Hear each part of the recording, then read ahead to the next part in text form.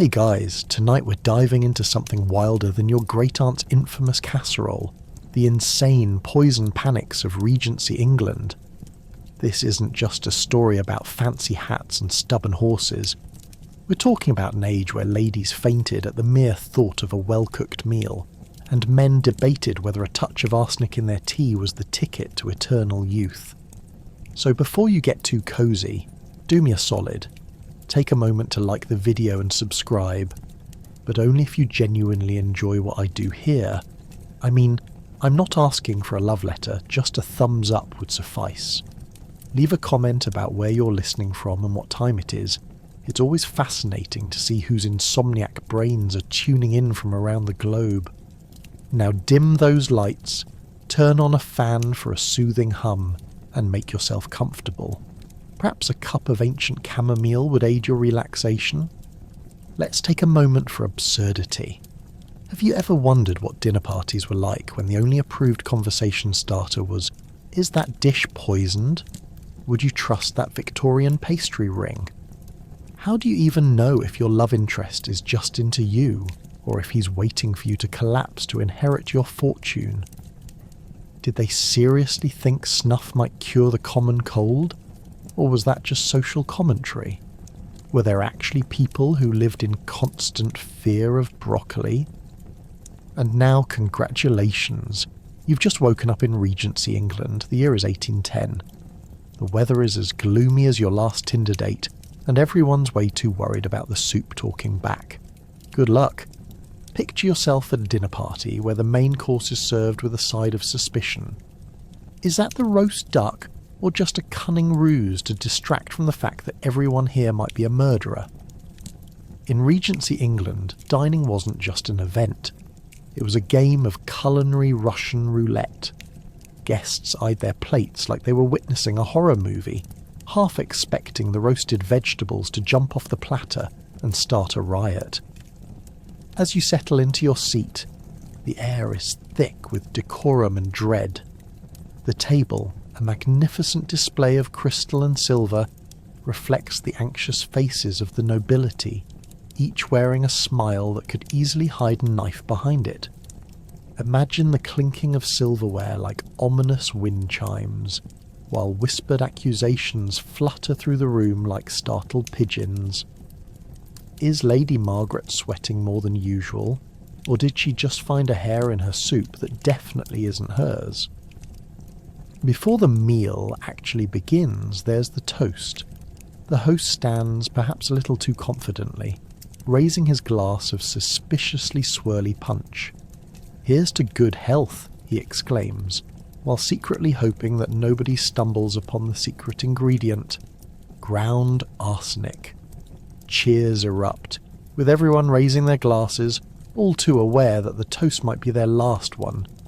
You swig back the drink like a soldier on the front lines, hoping it'll be charming enough to make you forget the pastries might be laced with nightshade.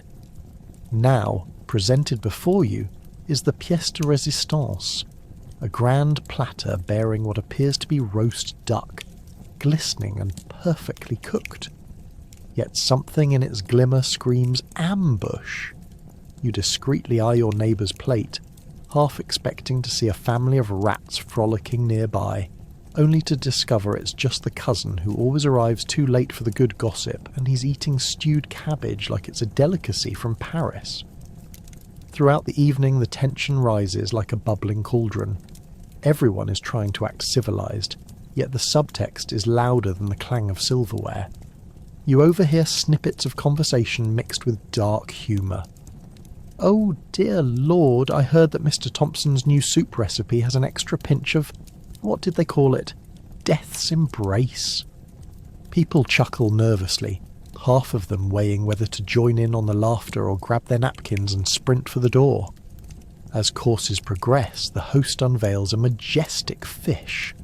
Delicately presented, it's more ornamental than edible. Yet some guests notice a peculiar hue about it, the kind that might suggest a bad case of poisoning. "Is that salmon or simply depression on a plate?" someone whispers, eyebrows arched like one of those fancy curls. You consider yourself lucky, reminiscent of simpler times when fish didn't arrive with a side of paranoia. Each forkful becomes an act of bravery. Every bite carries the potential for treachery. Instead of savouring flavours, your palate is immersed in existential dread. Would it be appropriate to ask if there are hidden agendas in each delicious morsel? Ah, and the dessert, a layered concoction that looks as though it was baked during a witch's sabbatical, arrives with a flourish. "Madam, what's in this?" you inquire politely. The server smiles back, feigning innocence, but you can almost taste the snickers among the guests. "Just a traditional recipe, my dear. Only a smidge of lead." Not even a true connoisseur could survive this culinary duel. At the end of the night, once the meals have transitioned from devoured to digested, there's that one guest, the one you always wanted but didn't invite, overacting a sudden indisposition. Hands clutching at their throat, eyes bulging with a flare that would put any stage actor to shame. A gasp ripples through the table and panic ensues. Are they dying? Or are they just attempting to secure the last piece of pie that's destined for the plate of someone far less dramatic? As the servants come rushing in, the evening wraps up, leaving you in a state of existential curiosity. The decorum of the evening had morphed into comedic horror, leading you to ponder just what might happen at the next dinner party. After all, one can never be too sure whether the person seated beside them is truly a friend, or simply someone waiting for their chances on the menu of life. So as you lay in bed later that night, you can't shake the feeling that meals, much like relationships, can easily turn sour. And sometimes, the real poison doesn't come from the food, but rather from the company you keep. Ever bitten into a cake and wondered if it might be your last dessert? Welcome to the Regency era, where cakes were not just sweet delights but potential death traps laced with poison. What crazy baker thought, "I know, let's make this cake scream, trust me." Spoiler, it rarely ended well. While today's bakers focus on baking perfection and artistic flourishes, Regency pastry chefs concocted their masterpieces with a generous dash of mistrust and a sprinkle of paranoia. It's like biting into a joyful slice of life, only to find it laced with lethal anxiety. Imagine stepping into an upscale Regency-era bakery. The air is thick with the sweet scent of sugar, and the vibrant colours of marzipan decorations would make even the most cynical heart flutter. However, beneath this glamour lies an undercurrent of suspicion, strong enough to sour the entire batch of batter. A lady approaching the counter might glance nervously at the pastries, thinking, "Was that lady in front of me coughing suspiciously? Chartreuse poisoning, perhaps?" Ever the astute customer, she hesitates, wondering if that seemingly innocent lemon curd cake isn't just bitter, but potentially lethal. Bakers got creative with their ingredients. Too creative, some might say. Honey could easily be swapped for something less innocent, like strychnine, simply for an edge in flavour. "Perhaps I'll take my chances with the mud pie instead," she thinks, eyeing the cake marked with a sign that reads, "Guaranteed poison-free," which, in Regency England, was akin to shouting "This is allowed" at a particularly eager executioner. Notably, cakes weren't the only tempting risk. Think about those cherished tea parties where soothing sips of Earl Grey might be served alongside a selection of bagels that could very well trigger a conspiracy theory. The cake spoke, shared delightful gossip, not toxins. But always lurking in the background were those gruesome tales of cunning confectioners who've been edging their desserts into criminal territory. Is that raspberry frosting fresh, or a ploy by an aspiring murderer? The truth was that not all bakers were in on the joke. Many, especially among the working class, adhered to time-honoured traditions. If anything, they qualified as the original skeptics. The good news was that the Regency era saw a rise in food safety consciousness, albeit rudimentary. Enter a hodgepodge of herbalists and amateur chemists who believed that putting a drop or two of antimony in cake batter somehow prevented madness. Tell that to the Mad Hatter in the corner having a full-on meltdown over his last muffin. Ready for a light dessert? God help you. Guests arrived at parties brimming with fearful expectations. "Look, a cake from Lady Priscilla," one might nervously announce, sweating profusely, trying to avoid the disapproving gaze of their diet-conscious peer. Then came the dreaded moment when the guests needed to cut the cake. Cue tension levels rising as knives clash against forks like a duel run amok. With each slice, anxiety swirled thicker than the frosting. Tongues slid from mouths, and hearts pounded like jackhammers as they chomped into the layers of sponge. Delight meeting dread in a perfect entr'acte of life and death. But we can't discuss cake panic without mentioning the ingenious baking experiments conducted in stuffed parlours at midnight, or the rumours of disgruntled servant boy rebellions rallying over sour rye flour. These young apprentices learned quickly that revenge was best served warm and undercooked. "I swear that kid just sneezed into the batter," someone would exclaim while clutching their stomach, 1 foot on the brink of the gallows. And let's be real, funeral cakes were also a thing, subtle harbingers for a community accustomed to frosted death threats. Well, I was at the last gathering, wherein poor Mrs. Hargrove met a most unfortunate end due to too many layers of icing. A shame. She always favoured chocolate. So, armed with whisk and weaponry, these bakers created cakes that truly took the phrase "to die for" to a whole new level. They flirted with the idea that food should be delightful yet deadly, and spiced their confections with glimmers of paranoia. A cake was more than just sugar and eggs. It was a piece of art woven with whispers of treachery, an invitation to feast with the possibility of fated demise. As you settle into dinner today, perhaps take a moment to silently toast to our cake-laden ancestors. Cheers to the bakers of yore, daring to craft pastries that were sweet but deadly. Here's hoping your dessert today doesn't come with a backstory of betrayal. After all, who really wants a cake that bites back? The miracle cures of the day. Did you know that women could supplement their beauty routine with arsenic? It was either glow or go to the grave, and they chose glow. But seriously, did they think a little poison would give them the kind of radiance people write songs about? The Regency elite had a unique approach to beauty, one that combined desperation and a dash of insanity. They transformed beauty rituals into toxic potions that could rival any witch's brew, sipping concoctions with more suspicion than a helter-skelter rollercoaster ride. Imagine a lavish parlour filled with genteel ladies, each perched delicately on opulent settees, their faces painted like porcelain dolls. They whispered behind fans, one hoping the cream made of lead would lighten her complexion, while another swore that a good dose of mercury might just give her a refreshing pep in her step. "Darling, you simply must try this new lotion. It's got a light dusting of arsenic, just enough to make your cheeks rosy and your heart race." The irony, while they sought beauty, they danced around deadlier dalliances than a game of hopscotch on a minefield.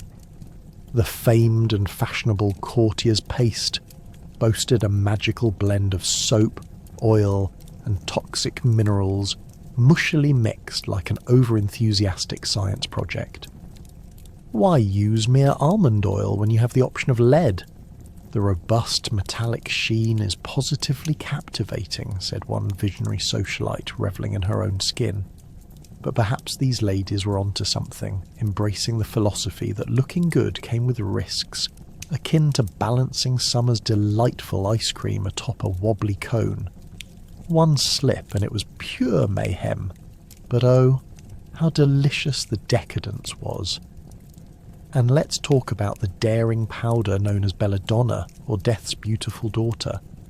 Dubbed Lady's Delight, this concoction was mainly used as an eye drop. It made pupils dilate, lending a sultry gaze that could charm an entire ballroom. Side effects: blurry vision, fainting, and, oh yes, possibly a most unwelcome trip to the afterlife.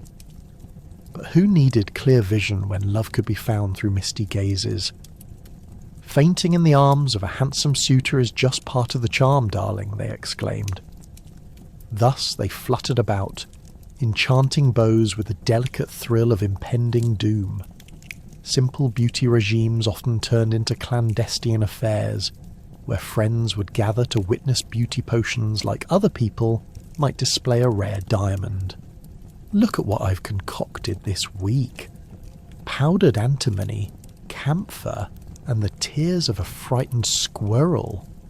Oh yes, animals were involved too, because nothing screams high society like a touch of dubious ethics mixed with vanity. It's sustainable. Just think. I'm doing my part for nature, insisted one lady as she dabbed the furry remnants onto her cheeks. Throughout all this, the women of Regency England learned the art of deception, not just in evading illness, but also in their daily lives. Oh, this! It's just a little cheek tint made from crushed beetles. Yes, darling, it's organic. They believed beauty emanated from both inner health and a calculative game of Russian roulette with their health. If they ask, tell them I swore it's on the safe list, they whispered, as if a nod from the right fellow would validate their toxic decisions. Then, if they encountered the gnarly problem of a bad breakout, well, fret not. A dollop of magic soap, which might have actually been more poison than product, was just what the doctor ordered. But don't worry, dear, they'd insist. The doctor's had his share of this. Look at how well it's worked for him. He went from rabid to respectable. Even the medical community gained from the beauty craze, as prescriptions resembled more of a treasure chest of eccentric concoctions than actual remedies. At the end of the day, while the beauty rituals remained charmfully absurd, they highlighted a fundamental truth about human nature. The quest for beauty can make the most intelligent individuals tread the fine line between breathtaking and the breakdown. Regency women embraced glamour, refusing to let a little arsenic spoil their confidence. They danced through life, armed with no more than a charming smile and a poisoned pastry, epitomizing both resilience and ridiculousness. So next time you sigh over a wrinkle cream advertisement promising results, remember the ladies of the past who were one sip away from sheer brilliance or doom. Just another Tuesday in Regency England. Let's talk about the rising paranoia over food. Imagine dining out and being unsure whether your roast was infused with herbs or deadly hemlock. You say potato, I say, is that a death wish? This was the culinary landscape where dinner consisted of a finger-pointing contest rather than an actual meal. In Regency England, rules around what to eat and what to avoid were more complex than an IKEA assembly manual, and just as confusing. Chefs worried more about not killing their guests than about impressing them with the flavours of the food. As the Age of Reason pranced onto the stage, it didn't take folks long to realise that dining could be treachery dressed up in fine china. Every dish served in a posh establishment bore the potential to be a highlight of the evening or an unintentional farewell. And let's not even get started on who brought the food. Truly a precarious proposal. Did the waiter actually prepare it, or did he merely slop it onto the plate with a disinterested sigh while plotting a quiet coup involving fork and poison? Imagine yourself at a gala, surrounded by vibrant fabrics and finely pressed waistcoats, where you raised your glass not toasting to health, but rather praying that the contents would not be your undoing. What are we celebrating? Well, the man across the table believes the soup he's about to consume contains the perfect blend of garlic and damp misery. while you suspect it might harbour a bit of arsenic for extra flavour. Enjoying a meal was more like navigating a minefield than a leisurely pastime. Hoity-toity cooks once thrived on using only the finest ingredients, but in a society flip-flopping between industrious innovation and calamitous anxiety, cat bites glinted about the kitchen, literally, thanks to the pestilence of enterprising rats. 1 minute, you're sharpening your knives for a celebratory feast, and the next, you're considering what the text of your last will would sound like before a plate hit the floor. Cooks began to concoct all sorts of strange recipes, some designed to wow their audience and others that smelled suspiciously like they were created with gravestones in mind. Then there was the introduction of detective dining, not just your basic mystery novel, but something that actively involved sleuthing between bites. Should you really stand around interrogating your dinner guests about every herb and spice introduced? Did you say oregano or hemlock? Either way, it sounds scrumptious, was suddenly the conversation starter of dinner parties, becoming less about the cutlery etiquette and more about ensuring your neighbour wasn't secretly trying to earn a place in the afterlife. Clearly, food paranoia had spiralled out of control. Every banquet evolved into a high-stakes game show of culinary roulette. Were you willing to risk an undercooked chicken for a hearty laugh, or tip your hat to the ever-looming spectre of salmonella? There was a collective instinct that veered somewhere between refusal to eat and a desire to taste the finer sensations of life, all wrapped up in colourful, potentially lethal packaging. And let's talk beverages. While refined people sipped on wine, they also flirted with the idea of hoarding their resources like a tense game of Monopoly. Will someone have the audacity to poison water? Why risk a glass when you can maintain the mystique of whiskey? They mumbled while nursing their drinks, wondering if discerning taste would bring them closer to oblivion. And yet, pride still trickled into the mix, deliciously sticky and damp. "Dinner is served," chefs used to exclaim with reckless abandon, but secretly they breathed a sigh of relief when no one was flattened at the table. To life, to dining, to the art of poisoning no one, became the golden rule in kitchens everywhere, as cooks delighted in the art of balance while keeping poison at bay, most of the time at least. Even the highest-ranking noble could have felt the sting of anxiety pierce his heart with the slightest tinge of a starchy potato. After all, dining in Regency England was about more than sustenance.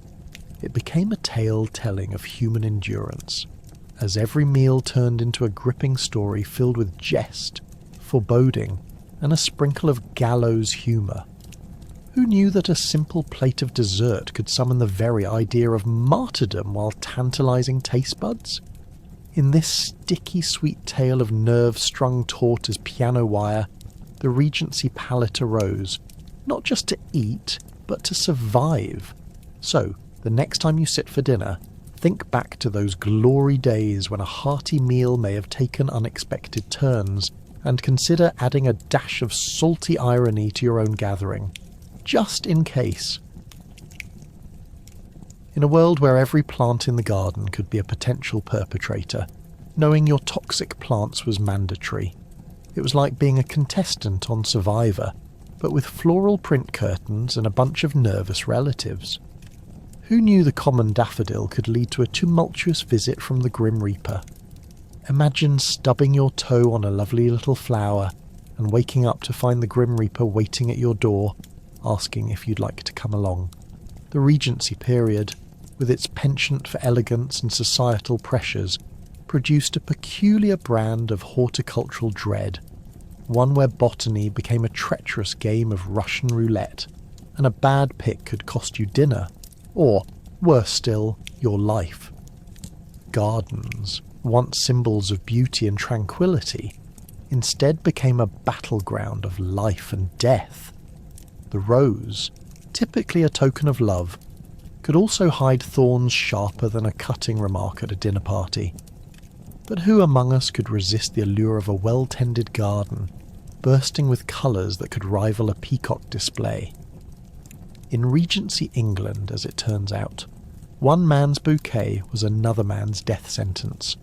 Picture yourself strolling through a garden, feeling the soft breeze tousle your meticulously tied cravat, while your eyes are drawn to a suspiciously beautiful flower. Perhaps it's the gorgeous belladonna, its purple berries glistening like gems.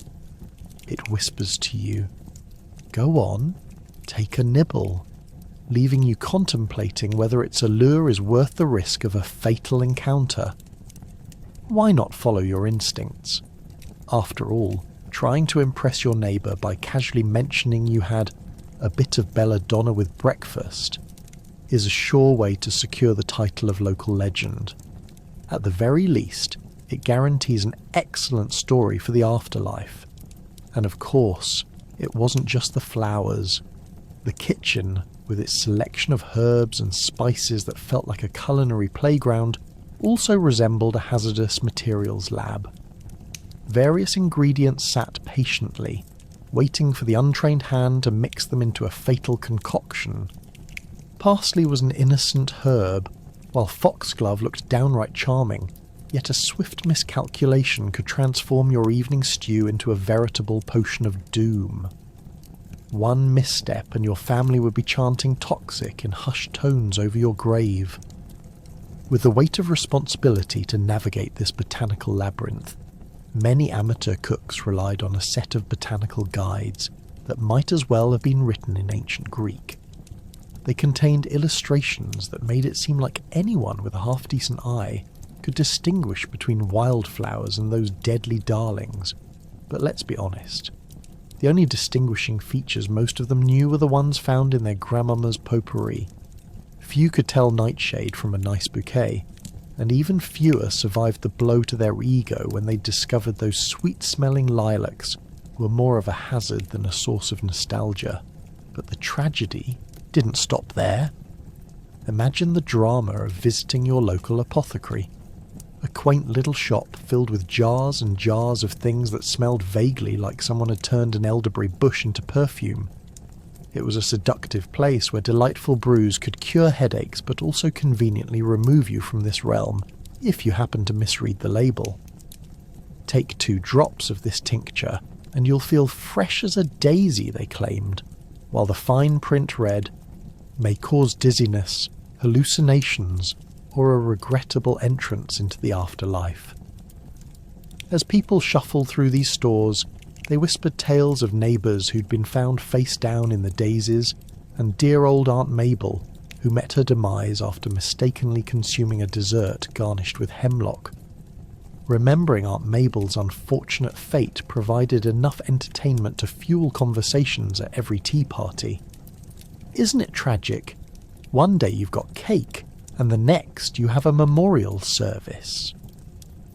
Despite these grim realities, the charm of Regency Gardens continued to enchant the populace. It was a love-hate relationship. They were drawn to the beauty but forever afraid of the risk. A society built on rules, decorum, and unpredictable garden parties, all with a single fatal assumption that life, in all its exquisite beauty, could occasionally bite back. So there you have it. When gardening in Regency England, it wasn't simply about nurturing life.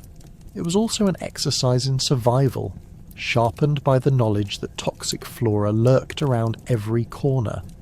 In the garden, as in life, everything could be a potential fatal competitor. Forget survival of the fittest. It was a race against nature, one lovely blossom at a time. Now that's gardening with a twist you didn't see coming. The local herbalist, hawking remedies with the kind of confidence that only someone who knows little about chemistry could muster.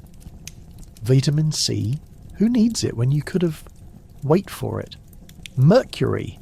Full of flavour and guaranteed to make you feel nothing at all.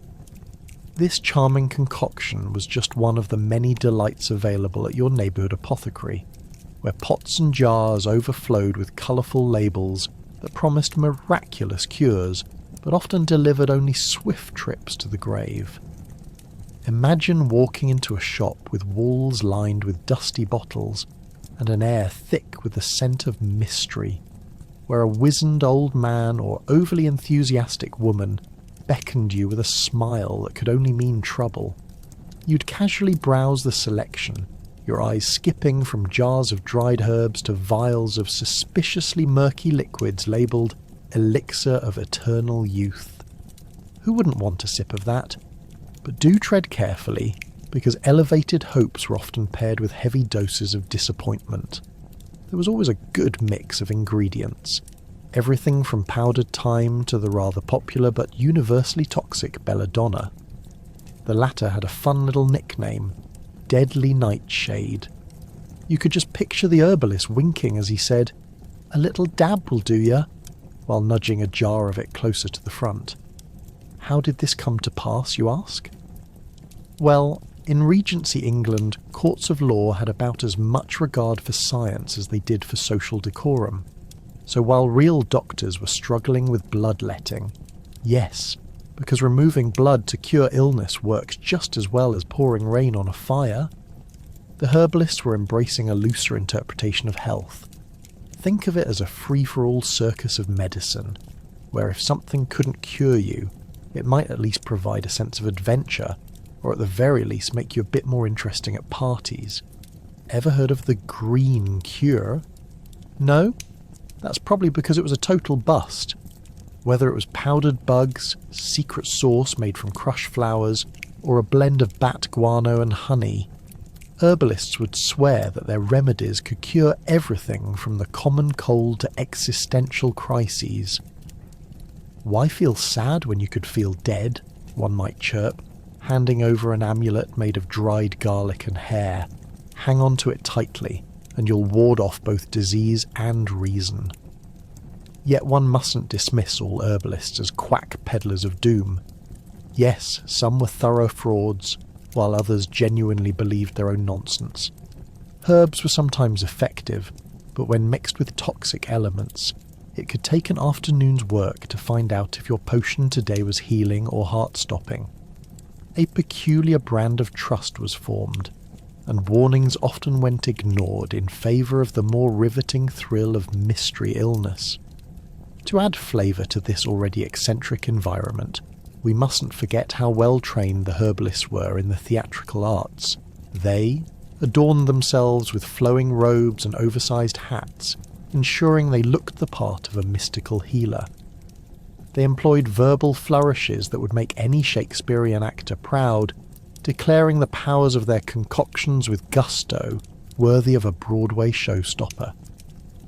Behold, the tincture of aniseed imbued with the spirit of the finest cowslip, they would shout, wide-eyed, as if it were a New Age magical potion instead of just another fermented fruit section you'd surely regret later. And if you found yourself with a nasty cough or a touch of fever, your first step was to consult the local herbalist. Nothing says, "Trust me," like a man who doesn't wash his hands after handling the unmentionables. Here, have some mullein leaves that may or may not have been haphazardly collected last autumn, he'd insist, offering you a flimsy sack of vaguely green objects. People have claimed miracles. But, as your bike-riding uncle once said, miracles are as rare as an honest politician in a powdered wig. So in a world where the line between health and hilarity was often blurred, people took a leap of faith, sometimes right into the grave. However, humans have an unrivaled ability to adapt and to keep trying. Maybe you'll live to tell the tale of how you survived a year of dubious tonics and experimental teas, and if not, well, at least there's a certain pride in being a cautionary tale. Just remember to thank your local herbalist in your will. To the one who nearly sent me to my maker, here's to your charming incompetence. And as we reflect on the days when herbs could outsmart even the best medical advice in town, remember to hold your supplements close and your knowledge of science closer. After all, in Regency England, the difference between a cure and a catastrophe was just a pinch of personal trust mixed with a dash of reckless abandon. Misinformation was almost as popular as tea. The average Regency citizen found solace in rumours that circulated faster than a child with a broken toy. You heard it. They say if you sneeze in public, you'll summon the devil. Facts were as rare as a good hair day after a rainstorm. You see, in a world where knowledge was in short supply, folks were more than willing to fill in the gaps with spicy tales that travelled the length of a candlelit hall faster than a courtier's scandal. Imagine walking down a cobblestone street, your bonnet flapping, when suddenly you overhear Aunt Mabel exclaim, "Beware the new butcher! His sausages are loaded with belladonna."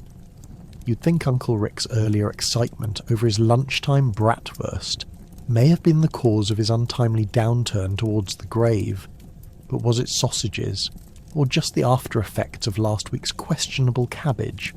The hunt for facts turned into a circus where misinformation wielded a larger knife than any chef's cleaver. Ladies and gentlemen, hold on to your hats, because when it came to culinary endeavours, simply asking the chef became a perilous endeavour. "Excuse me, good sir, but is your spiced pudding patently safe?" The chef would puff his chest, reminiscent of an animal with a looming question mark over its head, only to proclaim with all the bravado of a pomposity-laden pastry, "Why, of course. Our secret recipe is so safe only the purest souls dare to taste it. Ah, yes, but don't forget that part about trust. Trust was a rarity no more reliable than a British summer's day." The tabloids of the time, imagine gossipy pamphlets hastily circulated, buzzed with alarming headlines. The influence of nightshade are your closest chums wielding deadly delicacies. Hence, dinners were promptly turned into trials of courage as diners eyed each spoonful with trepidation. The first bite was always a gamble. Were you genuinely at risk of biting into a potato, or did someone slip a belladonna bulb between the layers? The fear ran deeper than just an upset stomach. It was a trial for dignity and survival. Even children, those little beings you'd expect to have innocent minds, danced through the garden, happily tossing out ridiculous claims like seeds. "Look, mother, if I chew a bit of the poison ivy, I'll gain the powers of immortality, or possibly the ability to fly." Such was the mindset of a generation growing up with the haunting spectre of misinformation, turning every poke of a leaf into the promise of a fantastic journey or an unfortunate demise. Yet amidst all this bubbling hysteria, someone had to serve the tea, right? Imagine the brave souls pouring liquid courage into their fine china cups, talking in hushed whispers, convinced that their Earl Grey had some secret potion mixed in. Well, strictly speaking, it did. There were certainly rumours that suggested pugilistic ardour that would follow after tea, a cordial practice most serve with a cherry on top. Thank goodness for the gentlemanly doctors who emerged as champions of facts while also drawing dubious conclusions, their diagnoses notoriously resembling a game of bingo. "Ah, your stress is from the devil's sneeze," proclaimed Dr. Wellmeaning, tapping at his quill pen as wildly as he gestured about. "We shall prescribe some laudanum." The remedy was a tried-and-true personal favourite. Nothing like a spoonful of opium to help quell the rumours bouncing around your reputation. Yes, the Regency period was a ripe breeding ground for absurdities. The more outlandish the story, the faster it spread. Friends stopped trusting friends, and gatherings often devolved into inquiries about the latest deathly delicacies. Ladies would clutch their pearls with a nervous flutter as voices echoed warnings of unknown sponsors lurking about the porcelain cornucopia. My dear, be careful. You never know who may serve you food next.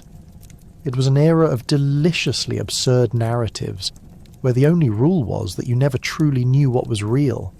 So as you sat around the table, nibbling on something that might be food, you too tuned your ears to the stories unfolding around you, heart racing like a horse galloping through the cobblestone streets. One moment, You believed your friend might just be playing a prank, only to discover their wild-eyed claims were terrifyingly true. Did she really die in a scone-eating contest? You look around the table while thinking, what if I should only eat bread rolls today? By embracing absurdity in all its glory, it wasn't the fears of the table that claimed everyone, but rather those relentless whispers that turn the dining experiences into theatrical performances worthy of applause. After all, who could resist a good story, a little hysteria, and the delicious possibility that the next course may be your last? Speak of a meal one would long remember. Let me know when you're ready for the next segment. Forget sweet nothings. Love letters in this era were often laced with well-hidden venomous threats.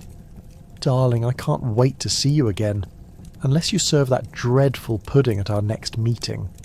Ah, romance was a delicate balance of affection and life-or-death stakes.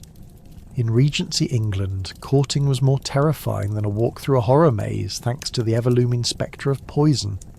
When your suitor professed their love, you had to consider if there might be more than just butterflies beneath the perfumed surface of that genteel prose. Imagine opening a letter adorned with elegant penmanship, only to read the closing line. I do hope your soup doesn't have that rather appealing tint of green. It's the perfect colour for arsenic. Delicious. Love took on a different flavour back then, one that could leave you gasping for air or clutching your stomach in distress. Back to the parchment. A charmingly penned note could just as easily be an elaborate trap disguised as romance. What was the recipient to do? Was that charming compliment sincere, or just a cleverly hidden threat concealed behind a heartfelt sentiment? Now picture grand balls in high society, where men and women danced with such elegance it could distract you from the fact that they might just be plotting your demise with the very punch they served. These gatherings were not just about twirling skirts or the strategic positioning of elbow-length gloves. One had to be ever cautious of whom to accept to dance with and which beverages to sample. Dear reader, if inviting Mr. Charming over to the punch bowl was a mistake, well, let's just say that the invitations to the next soiree might take an unscheduled detour straight to the graveyard. Lurking amidst flirtation and fanciful finery was the ever-popular rose and poison trope. Men and women exchanged notes embellished with flowers and flowing script, their hearts full of adoration and possibly poison. My dearest, when you wore that cerulean gown last week, all I could think of was how I'd love to hold your hand. If you don't drop dead before then. Nothing says romance quite like a little morbidity mixed in, right? But love letters weren't solely the playground for mortal threats. They were full of intrigue and puppetry of society. Sending someone into a tailspin over their dinner options was quite the power play. Of course, there were those who took these necessary precautions far too seriously. The aristocratic paranoia became a spectacle in itself, as couples began weighing love against life prospects while hedging their bets on the culinary delights proposed. What fine seafood you've prepared tonight, dear. I trust it's just fish, and not those troublesome shellfish that send my cousin to an early grave.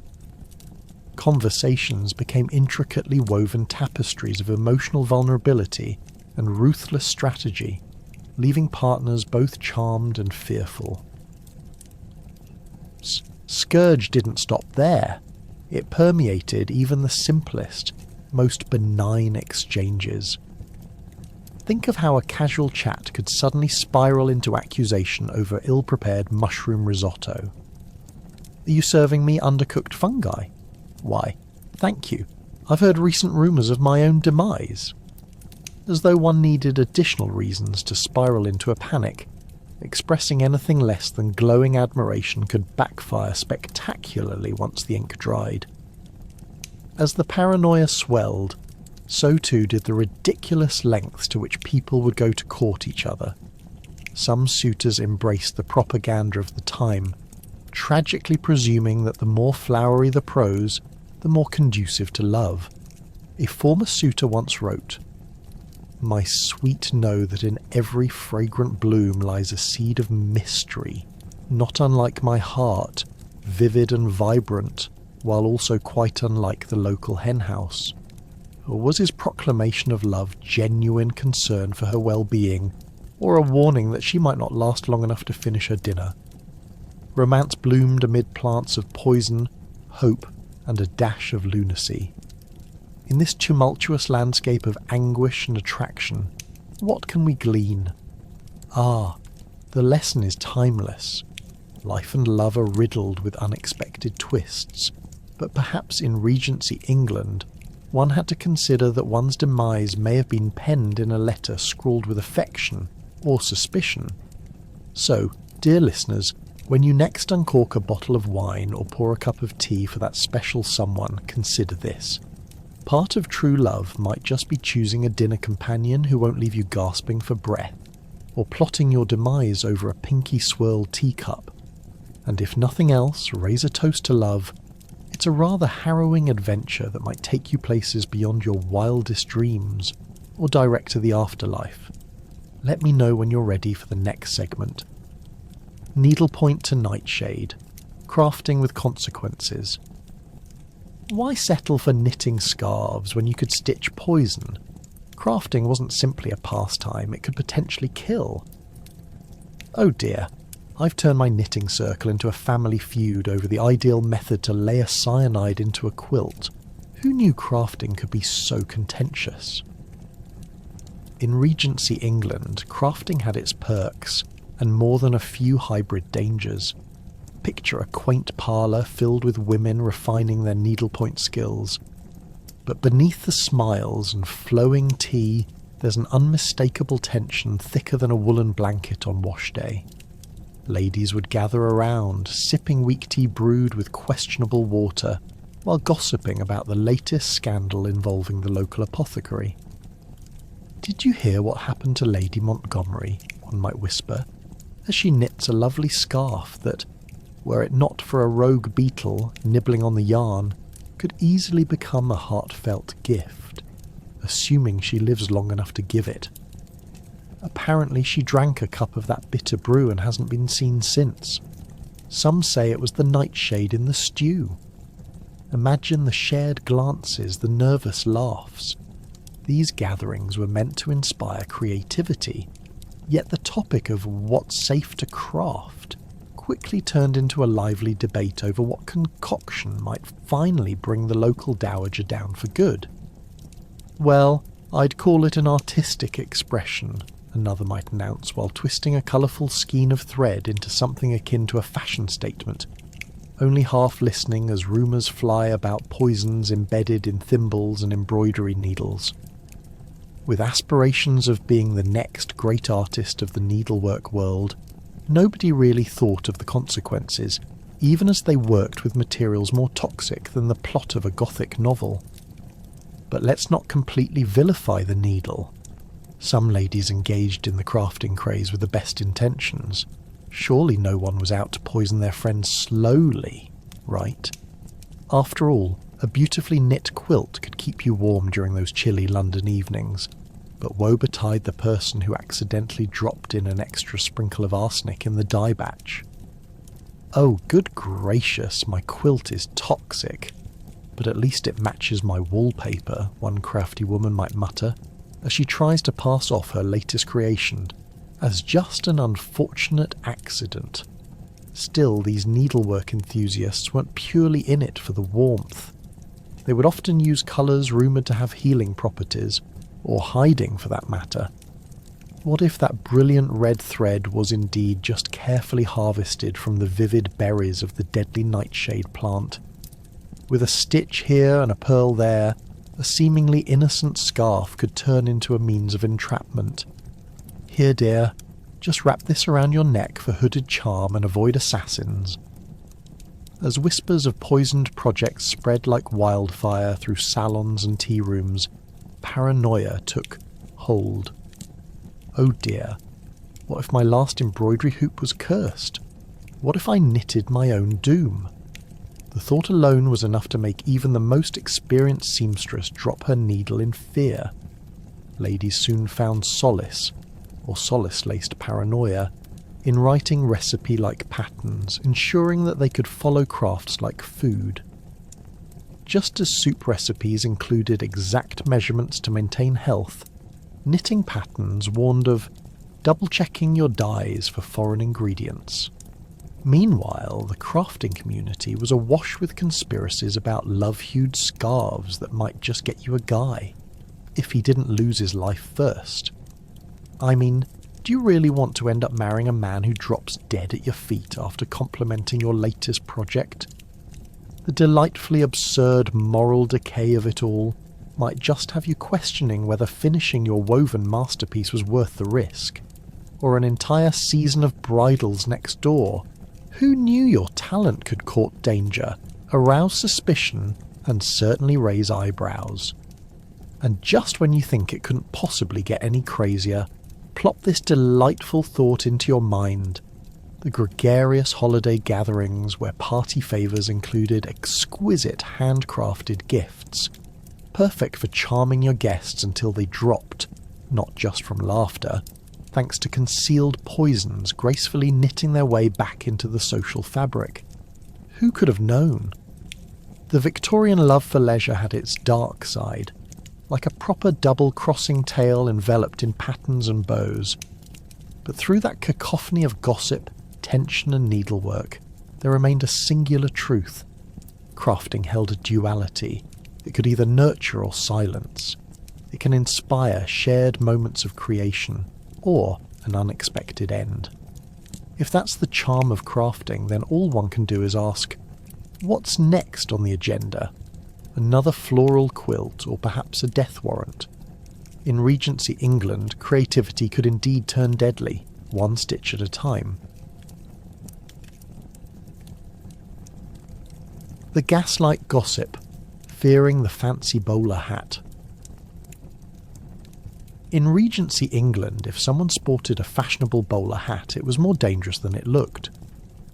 The gentleman in the hat over there is not merely overdressed, he could also be a schemer plotting to eliminate you to secure your family estate. Just look at the way he's eating his potatoes. The bowler hat had become something of a symbol, a beacon of both style and potential nefarious intent. Such was life in an age where more than just your wardrobe could betray you. Your very choice of headgear could turn you into a suspect in the great poisoning extravaganza of polite society.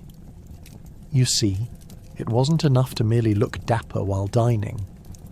You had to consider the hidden intentions behind each meticulously crafted outfit. A man in a bowler could be a mere banker, or he could be a fiendish conspiracy theorist plotting your demise while discussing the weather.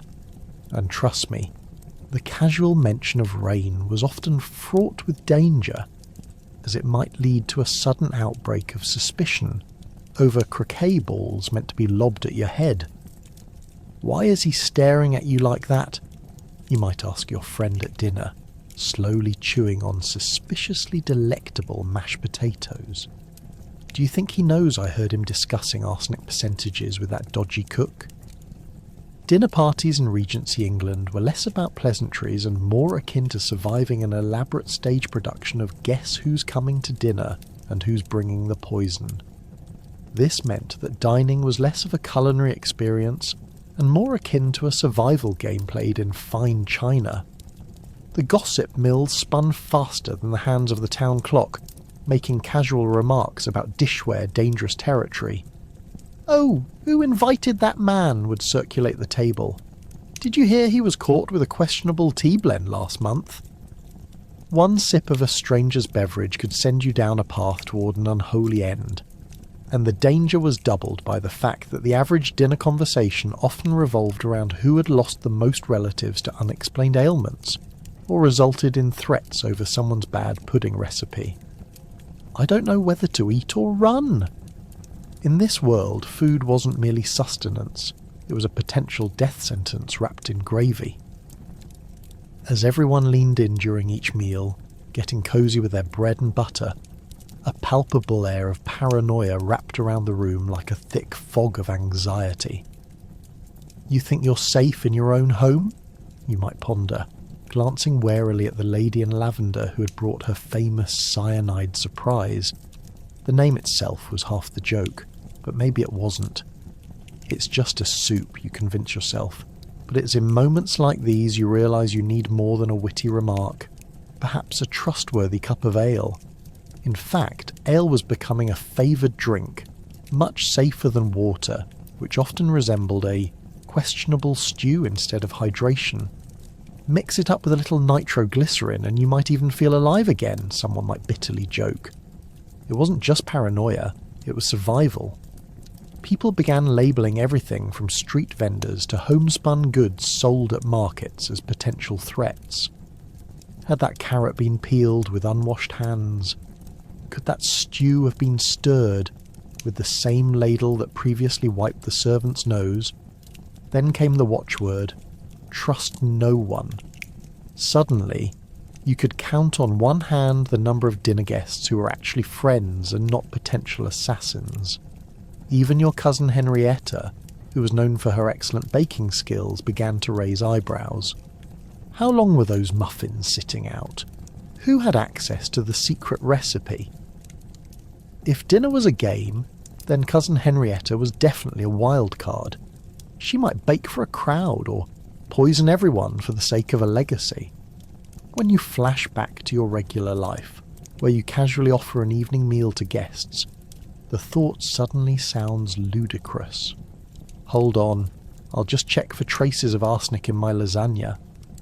The fear weaved into daily interactions became as essential as spelling the alphabet, turning quaint gatherings into cauldrons of what-ifs. As the season shifted, so did the gossip, spreading like wildflower seeds across the countryside. You could practically hear it rustling through the fields. Every neighbour became a conspirator. Every gathering, everyone came armed with the suspicion of a midnight duel.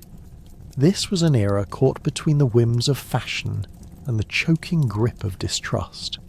So if you found yourself in a Regency dinner setting, consider this a warning. That bowler hat your host is wearing could conceal more than mere hair. It might hide a mind twisted by plots and schemes of grand proportions. As the potato dishes arrive, you realise nothing is as safe as it seems, and it might just be time to lace that ale with a splash of absolute vigilance. Trial by tincture. Legal shenanigans. Attending court was essentially an extreme sport. Even the judges were plagued by the reality of potentially being one sip away from asphyxiation during the trial of the century. Is that villain guilty? Yes. But first let's discuss whether that little tincture could be their undoing. In Regency England, the courtroom was the original escape room, full of not just legal drama but also culinary treachery that could leave citizens dead on the gavel. Forget courtroom stories of conscience and justice. Here, it was more whodunit than who's innocent. Just imagine the scene. You stroll into the tribunal of the day, hoping it's just a harmless domestic squabble about last week's tea kettle theft. Instead, you find half the jury in the corner, nervously sipping chamomile while eyeing what was surely a notorious herbalist's last concoction. Madame Grosvenor's potion of vitality. You hear her whispered accusations about her infamous brew, capable of sending anyone to the executioner's block, all while they claim it improves digestion and mysteriously reduces marriage prospects. Talk about an unfortunate side effect. As spectators watch intently from the benches, the air fills not just with tension, but also with the nauseating scent of old wigs and rancid fear. The judge, who secretly wonders if that last paintbrush dipped in lead-based pigment contributed to his morning headache, leans over the bench and bellows, "Bring forth the accused!" If the defendant stumbles too much, it's up for debate whether it's a demonstration of guilt or simply a reaction to the unfiltered ale he had the night before. Once seated, each party begins introducing their evidence, and what's on the table merits attention. One witness presents a still oozing phial, a remnant of what once was a passion elixir. now nothing more than toxic sludge. "I swear, my lad, it wasn't meant for him. It was intended for Lady Harrington. She's the one who wanted to flirt with the gardener." The audience gasps, and you can practically hear the scorekeeper ticking off points like it's a football match. The thrill of indecision hangs heavily, like the possibility of being one of those accidentally poisoned spectators waiting for dinner. Yet during these trials, witnesses weren't just steadfast. They fortified accusations with flair bordering on absurdity. "I saw him pour it into the garden gnome. That devilish rogue thought himself clever enough to mask the murder with festive lawn decor." All while the defendant withers in disbelief. "A gnome? Really? Blame my culinary experiments on garden statuary?" Perhaps the most diabolical part of all was how the honour of family names often hung by a loose thread, only to be knotted by a spoonful of suspicious sustenance. A lady might well recall a disastrous dinner where her husband suddenly remarked, "This soup has a kick. It must be laced with striking surprise." And by dinner's end, that very comment had turned into a scandalous remark that disguised a deadly concoction, just as likely to grant immortality as a swift exit to that great banquet hall in the sky. Court proceedings had an underground air of conspiratorial elegance. Defendants appealed to the jury with poisoned pastries rather than factual logic. "Look," they essentially said, "if you find me guilty, you'll never know if that's custard or cyanide. Let's show clever decision-making." Juries had to navigate the poisoned waters of their own dinner parties to arrive at a verdict, unsure if absolution lay in declaring innocence or actually facing their fellow diners under suspicion of culinary malice. Of course, courtroom antics were enlivened by lawyers equipped with more than just a few legal tomes. They came armed with spices of suggestion and flourishes of performance. They gestured dramatically like performers in a play, convincing audiences that a mere sniff of the evidence was all the jury needed to reach a conscientious decision. Cyanide? Near the lamb shanks? Unfathomable! Or was that just the shock from Lady Pembroke's awful seed cake? Finally, as verdicts swung from potential executioner's glee to a cacophony of mistrust, those weary of the day's deliberation could only hope that the next gathering would be less about legal shenanigans and more about ordinary life, free from fear, exasperation, and gourmet dishes with dubious ingredients. Yet, after all that, let's be real. Poisoning wasn't just a crime. It was art, culinary art, with a splash of danger and just the right amount of social commentary. So as you slink from the courtroom, shake off the weight of your fears, and be grateful you've escaped taking a tour through gastronomical chaos this time. Imagine dining in a Regency restaurant only to realise that every chef is potentially an assassin. The moment the food hits the table, the patrons aren't just tasting, they're scrutinising. Did that chef just grimace at my order? It's not paranoia. It's survival in a society where a poorly prepared dish could spell the end of your days. A dining service in this glorious era wasn't merely a meal. It was a high-stakes game of culinary Russian roulette, where forks hovered in the air, and every bite took you one step closer to a potential grave. As you sit down in the lavishly appointed restaurant, think candlelight, overstuffed velvet armchairs, and enough lace to make even a gallant peacock blush. Your meal is presented with all the pomp and flair of a royal decree. A waiter, donned in a starched white jacket as if he were preparing for a duel, places your dish before you as if it were a fragile artifact unearthed from a cursed burial ground. You take a deep breath, and just as you do, a sudden wave of dread washes over you. Your eyes dart from the plate to the waiter, who is now checking his watch. Is he timing my demise, you wonder, as you cautiously reach for your fork? Let's talk flavours for a second. In Regency England, cuisine was becoming a refined art form, one that married culinary creativity with an undercurrent of dread. Chefs were artists and potential murderers, juggling spices while clandestinely planning their next illicit move. Food could make you long for romance or find yourself in an early grave, all thanks to an ineffective reduction of sauce. So with every whiff of rosemary or dash of thyme, patrons were not just enjoying a sensory experience, they were wrestling with the anxiety of being on the wrong end of a kitchen mishap. In other words, not just what's for dinner, but perhaps, what's for dinner and will it kill me? As conversations flitted across the table, you couldn't help but eavesdrop. Do you think Madame Bouchard's soufflé really contains nightshade? Asked a fellow diner, her voice punctuated with a tremor of fear. Everyone immediately leaned in, putting aside their gossip about Mrs. Pritchard's disdain for lace caps. Because in this age of enlightenment, ignorance was as deadly as an untested recipe. What could be worse than being served a dish known to have a tincture of the deadly nightshade? Perhaps having to compliment a chef who wields more influence than a duke, not to mention a higher mortality rate. My good fellow, that ratatouille is absolutely delightful, you say with a strained smile, as your stomach turns over in revolt. The chef, that heady mix of a poet and possible poisoner, nods gracefully, but you swear you saw a glint of mischief in his eyes. Thank you, my lord. Enjoy your meal, but keep a close eye on your chair. 813 deaths have been registered in this establishment, mostly during service, he quipped. And so, the classic food critic role wasn't merely about taste, but survival. After all, they say the pen is mightier than the sword, but in this case, the spoon holds equal power. A misprinted review on Cook's creme brulee could land you 6 feet under faster than you could say drive-through.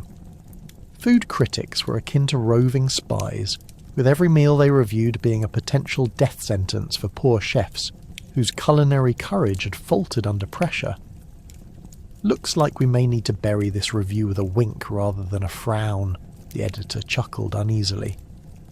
In this culinary landscape, collaborations were akin to treaties forged in battle.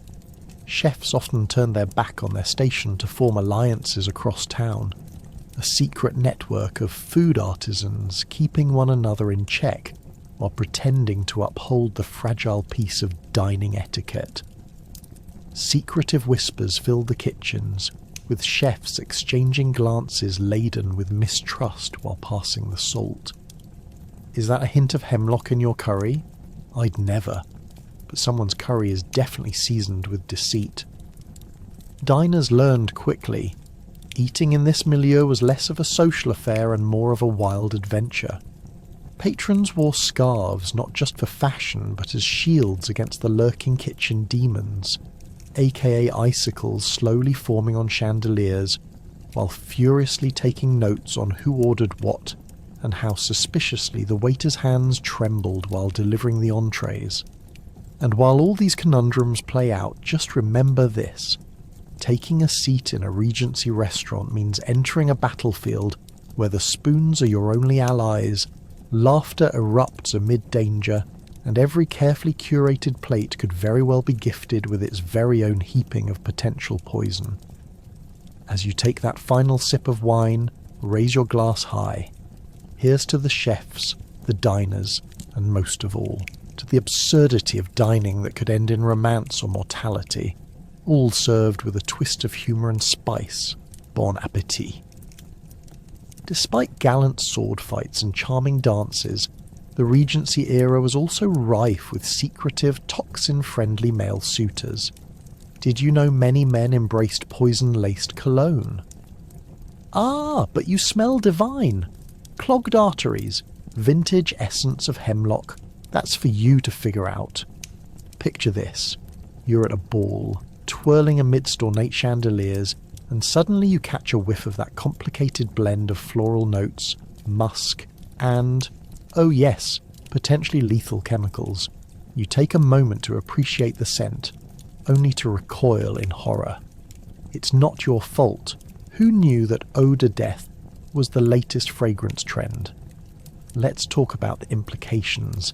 In an era where personal hygiene was treated as an optional suggestion, you could say men turned to more extreme measures to mask their odours. Rather than a simple dab of lavender oil or a quick wash, gentlemen's grooming regimens sometimes involved a healthy sprinkle of arsenic in their concoctions, because why wouldn't you add a touch of murder to your morning routine? Imagine one man's grand entrance at a soiree, serenely wafting past ladies who are half swooning and half pondering whether the charming chap before them is a potential husband or an accidental executioner. Talk about romantic tension. But don't think it was just the menfolk who added a bit of flair to their fragrance. Women too embraced the chaotic world of cosmetics that could lead to a dramatic end, often at the hands of vanity. After all, nothing says I'm ready for love quite like perfume that's been bolstered with a sprinkle of lead. Clara, darling, is that a new perfume? Why yes, it's called Fatal Attraction, the scent of regret and a hint of poison ivy. Talk about a conversation starter for the future in-laws. One must wonder how often aristocrats found themselves at the doctor's office, corkscrewing up their faces in discomfort and declaring, I assure you it's not my choice of cologne that's making me ill, it's something I ate. Delicious irony, isn't it? Within this context, a lady's invitation to dinner quickly turned into an examination of your potential suitor's surgical skills.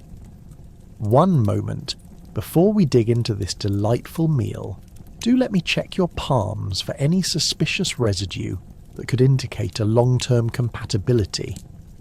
Because who wouldn't want to snag a partner who had expertise in both romance and poison detection?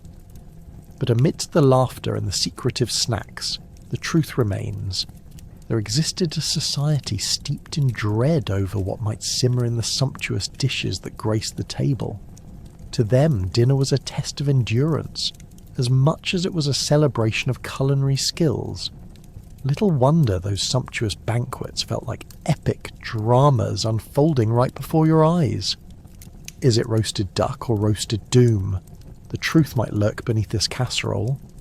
As guests elegantly danced their forks through beautifully arranged plats, they held their breaths in anticipation of that fateful first bite.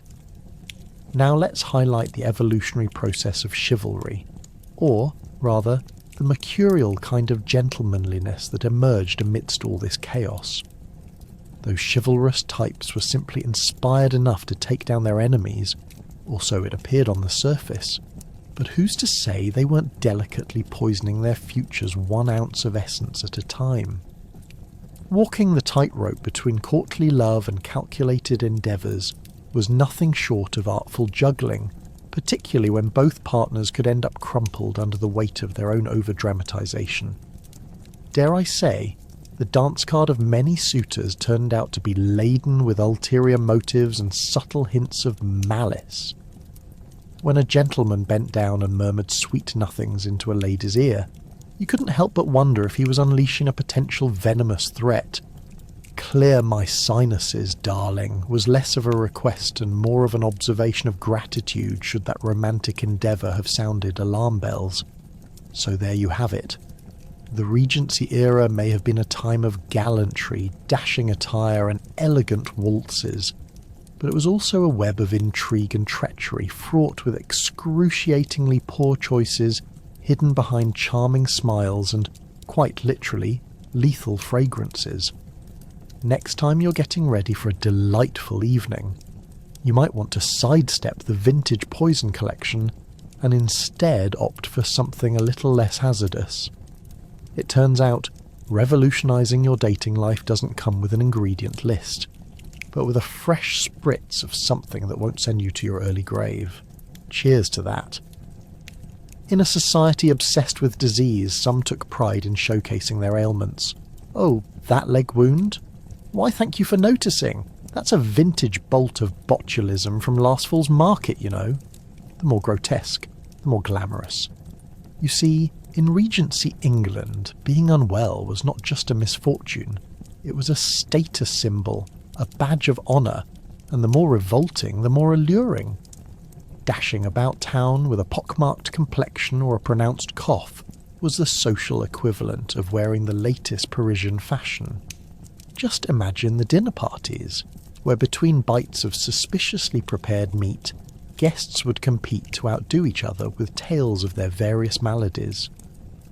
"Ah, my dear, you simply must hear about my latest dose of dysentery. I believe it was caused by contaminated water. How charming, don't you think?" Theirs was a world where charm was as easily infectious as whatever virus had taken hold of their bowels.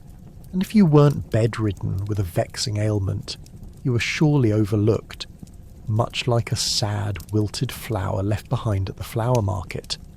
What more ghastly way to flaunt your wealth than to say, "Oh, darling, while others are dying for fashion, I'm just dying." Fashion was fraught with the essence of illness.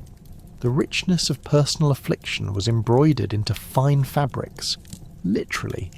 Women turned to seamstresses to design gowns that showcase their courtesan illnesses, lacing in ribbons that match the shade of their current fevers.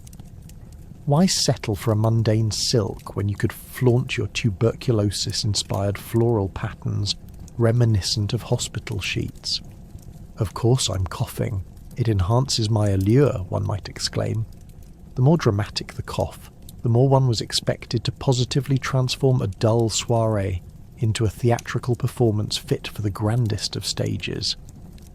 This peculiar infatuation with illness didn't stop at fashion. Medical professionals capitalized on the obsession, offering questionable remedies to maintain the very illusions of health that people sought.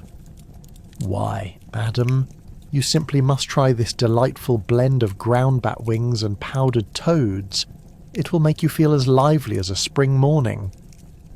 This absurdity might confuse you, but for Regency folk it provided a promising sense of elegance to desperately cling to, even as they noted that the potion's side effects included an existential crisis or a mild case of spontaneous combustion. Not that the gentlemen were left out of the sensation fest, of course. Oh no, indeed. Those fine fellows with more surgical scars than hair on their heads would weave tales of their ill-fated escapades in battle, regaling the ladies with daring tales. You see, this scar derives from a feud much like one of Byron's poems. The duel was almost the stuff of legend. They'd puff out their chests, proving not merely their physical prowess, but also their undeniable flair for dramatics, as they flamboyantly dismissed the smell of old bandages. And where there are stories, there's a flair for creativity. Some embraced their ailments and turned them into artful expressions. Painters would depict scenes of disillusioned lovers at the brink of death from fever, immortalizing their vows of eternal love right next to their symptoms. Truly, nothing sings romance like a good bout of consumption. They mused over wine that they were mostly certain was only mildly tainted. In conclusion, Regency England was a veritable playhouse celebrating sickness in all its forms. Illness was not merely a burden, but a curious camaraderie, a social endeavour where despair sparkled in the dim light of grand ballrooms. It was about standing tall, albeit slightly hunched over due to severe back pain, of course, while proclaiming just how beautifully horrible it was to exist during this unpredictable time. So, if you ever feel a twinge of nostalgia for the old times, remember that for all its elegance and eloquence, everything came draped in the shadows of a good illness. And let's face it, who wouldn't want to brush shoulders with history while sporting a good dose of dysentery? That was the real luxury, being artfully unwell. If theatre was the heartbeat of Regency culture, actual heartbeats were often placed on the back burner. Audiences howled with laughter as actors struggled through skits on food poisoning. How do we entertain without poisoning the crowd? That's the real art, darling. In an era rife with culinary concerns, performances often danced along the fine line between comedy and catastrophe, crafting narratives that echoed societal anxieties about what might be lurking beneath the surface of an exquisite meal. Audiences gathered not just for the drama, but for the thrill of the unknown. Every slapstick fall or exaggerated grimace reminded them that dinner could indeed double as a death sentence.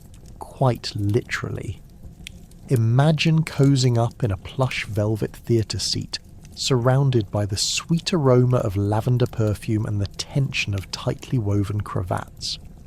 As the curtain rises, actors adorned in lavish costumes launch into a scene where a well-meaning but hilariously inept cook attempts to prepare a banquet. The audience giggles as the hapless chef mistakenly adds rat poison instead of pepper, each gag punctuated by nervous laughter and a few faint gasps. "Oh dear, there goes Lord Pembroke's goose," someone in the audience might snicker, as the sound of animated chit-chat filled the air like the scent of roasted chestnuts wafting through the room. The Regency stage became a canvas for societal fears, reflecting the paranoia over food safety and the strange allure of poisoned delicacies. As jesters wrung comedic gold from the anxiety around dining, patrons found themselves chuckling in the face of mortality. Worry not, dear audience. When the stew could potentially kill, all's well if you die laughing. The irony was not lost on those attending. Their laughter mingled with the knowledge that the jest could easily turn tragic. A little raspberry jam might hide a dangerously high dose of strychnine. And speaking of comedy, let's not ignore the trend of food-related pranks.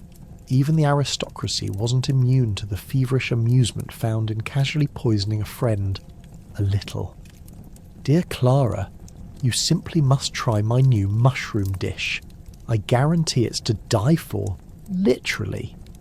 Friends would chuckle over these pranks even as they slid suspicious looks across the dinner table, forks poised for combat. "Surely you jest," they would laugh, while secretly contemplating their chances of survival. Who knew whether calamari was just a dish or a warning label in disguise? Not only did performances feature laughable culinary catastrophes, but they also embraced a healthy dose of melodrama. Picture a romantic lead on stage, overcome with existential dread, grimly reflecting on the dangers of a dinner not just meant to satiate hunger, but possibly deliver the coup de grace. Ah, why must love be akin to the treachery of a poorly prepared pie? They might lament, earning sobs and laughs in equal measure. The tragedy of food became fertile ground for both humour and peril. Audiences sat with bated breath, wondering if the actors would escape their scripted fates. It's like an early version of a horror movie where you're yelling at the screen, "Don't eat that, it's tainted." Yet the interplay of absurdity and genuine fear kept patrons coming back for more. They might stroll out of the theatre musing whether their next meal would derail them into a farce of their own, leaving them uncertain whether to enjoy dinner with gusto or to treat it with the suspicion usually reserved for a rickety carriage ride. As the curtain fell, jokes ricocheted throughout the crowd. "Dare I ask if next week's performance will also include a chef with a lethal obsession?" quipped one gentleman, his laughing eyes gleaming with delight. Heartbeats might have been simmered down, but the theatre was bursting with life and laughter, mingling with the undercurrents of fear that pervaded everyday Regency existence. A grim reminder that even in periods of great unrest, and indeed at every lavish soiree, humour reigned, proving that laughter truly could be the best cure for impending doom. So, the next time you're served a dish at a gathering and your companion hesitates, remember, it's not just food they might be terrified of. It's possibly how thrilling dinner can be when it walks the line between farce and lethal banquet. And in that uncertain moment, you might just find that the most entertaining pre-show isn't the food, but the life waiting beyond the curtain. When toasting to good health, you might just raise a glass to your last meal, but were you thanking the chef or bidding adieu to your stomach? Here's to the soup that could potentially kill us. Bravo! In Regency England, such witticisms danced lightly over the air while the rich nestled comfortably in their dining rooms, seemingly oblivious to the impending shadow of botulism and arsenic lurking just beneath their lavish tablecloths. Guests arrived dressed to the nines in fine silks and glimmering jewels, yet amid the glitter and glamour, a thick cloud of uncertainty draped over each exquisite meal like a particularly menacing overcoat. Imagine the scene. Golden candelabras flicker, casting dancing shadows on the walls while laughter bubbles around the room. But wait, what's that smell? Is that roast pheasant, or is that something decidedly less palatable? Just as your stomach rumbles in anticipation, a nervous glance exchanges between the guests. The lady in the corner casually remarks, "Last week's dinner had a hint of strychnine. Might we find the same surprise tonight?" The table erupts in laughter, as if to mock the plight of food-related deaths. Who wouldn't chuckle nervously at the very real possibility that the lovely chicken dish is merely a beautifully disguised guinea pig in the culinary game of life and death? Every exquisite dish served was a potential riddle, not a satisfying puzzle to savour. Appetizers were artfully arranged with fresh herbs plucked just hours before, only to have their vibrant hues marred by the whispers of toxic ingredients. "Oh, I insist," your host declares, sliding a piece of duck liver pade across the table. "It's as fresh as the gossip. It might be lethal, but isn't it divine?" In this world of shocking culinary bravery, some diners took pride in their tasting prowess, bravely consuming what friends might sidestep, while others clung desperately to their fork, praying it would provide a shield against impending doom. What made these banquets truly peculiar was the etiquette surrounding food that was possibly poisonous. Rather than worry and explore suitable alternatives, guests played survival of the fittest, essentially a game of foul fortune where the stakes were life and, well, death. The person who had once chosen the tender morsel of roast lamb now appeared as a tragic figure basking in their choice, a modern-day Hamlet contemplating the ghost of a roast. To the chicken, "May it not bear the burden of our choices," became the battle cry of those too entrenched in the culinary charade. As conversations flowed like the poison punch, so did the heavy-handed humour. "Sir, may I interest you in our famed dessert? It's rumoured to be the last one experienced by an unfortunate customer last week." The laughter enveloped your senses, both charming and unsettling. The wine swirled darkly in your glass as you contemplated your next toast. Were you toasting your health, or merely the vague hope that tonight you would remain unscathed and avoid becoming the next topic of a jocular dinner anecdote? But here, in the heart of Regency dining, merriment stood upon the delicate knife's edge of impending doom. The guests very well knew that dining had morphed into this theatrical performance, where a perfectly garnished dish concealed layers of risk. An elegantly draped napkin became a shield of sorts, a flimsy barrier against the unwelcome touch of fate. "Oh, dear friend, do tread carefully with that trifle," you quip, your voice a gentle tease veiling the trepidation hidden within. With each clink of glass the message rang. Celebrate life even if it translates into half-hearted glee. "Oh, should I survive this meal, then may each plate be a testament to my foolhardiness." You raised your glass, your pulse racing with each exaggerated cheer, and you drank in the night's ironic challenges. In this world where dark humour met high society, the Regency dinner emerged as an absurd yet alluring concoction of fear, thrill, and camaraderie. The dread that might fill a dining hall was replaced by creativity and craftiness of language, as guests strived to defy the odds with jokes cleverly layered like the gourmet dishes. And so, as evening descended into frenetic joy, the guests departed, spirits ablaze and hearts lighter, each hopeful that they might leave with their lives intact and perhaps even a new recipe for survival. Regency dining tales punctuated by the shadows of mistrusted meals carved a unique nostalgia for dinner parties, whispering long after the last toast had been made the disquieting truth. The fine art of survival was as cultivated as the delicate linens upon the table. Amid elaborate dishes, every bite remained a gamble, and every toast a flirtation with treachery. After all, what's life without a little mystery, a hint of panic, and a side of very questionable pie? Whispers of lethal vegetables swept through society, with cabbages going from garden staples to potential culprits in a matter of days. What are you serving at your banquet? Dangerous carrots? Do the math. This could be the end of our friendship. In a world where poison was the topic of daily conversation, often quite literally, the very notion of vegetables became darkly humorous. Who would have thought that a dinner of peas could lead to a dramatic poisoning scandal worthy of a Shakespearean play? As absurd as it seems, Regency England turned veggies into villains faster than you can say botulism. Farmers began suspecting everything grown in damp soil, from turnips to potatoes, of harbouring malevolent forces. "Are you sure that potato isn't harbouring ill intentions?" became the new party chat, with folks analysing root vegetables the way modern-day conspiracy theorists dissect the latest political scandal. After all, nothing says good evening quite like begging your neighbour to keep that questionable cabbage safely locked away. Dinings became underhanded affairs, navigated like a labyrinthine plot of a Gothic romance.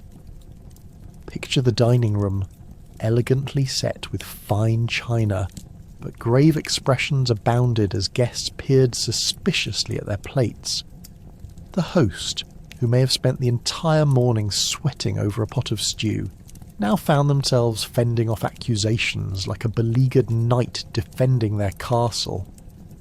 "Oh no, not the carrots," they stammered, all while nervously eyeing the bowl of vegetables like it might suddenly sprout little arms and throttle them. But it wasn't merely the food on the table that invoked paranoia.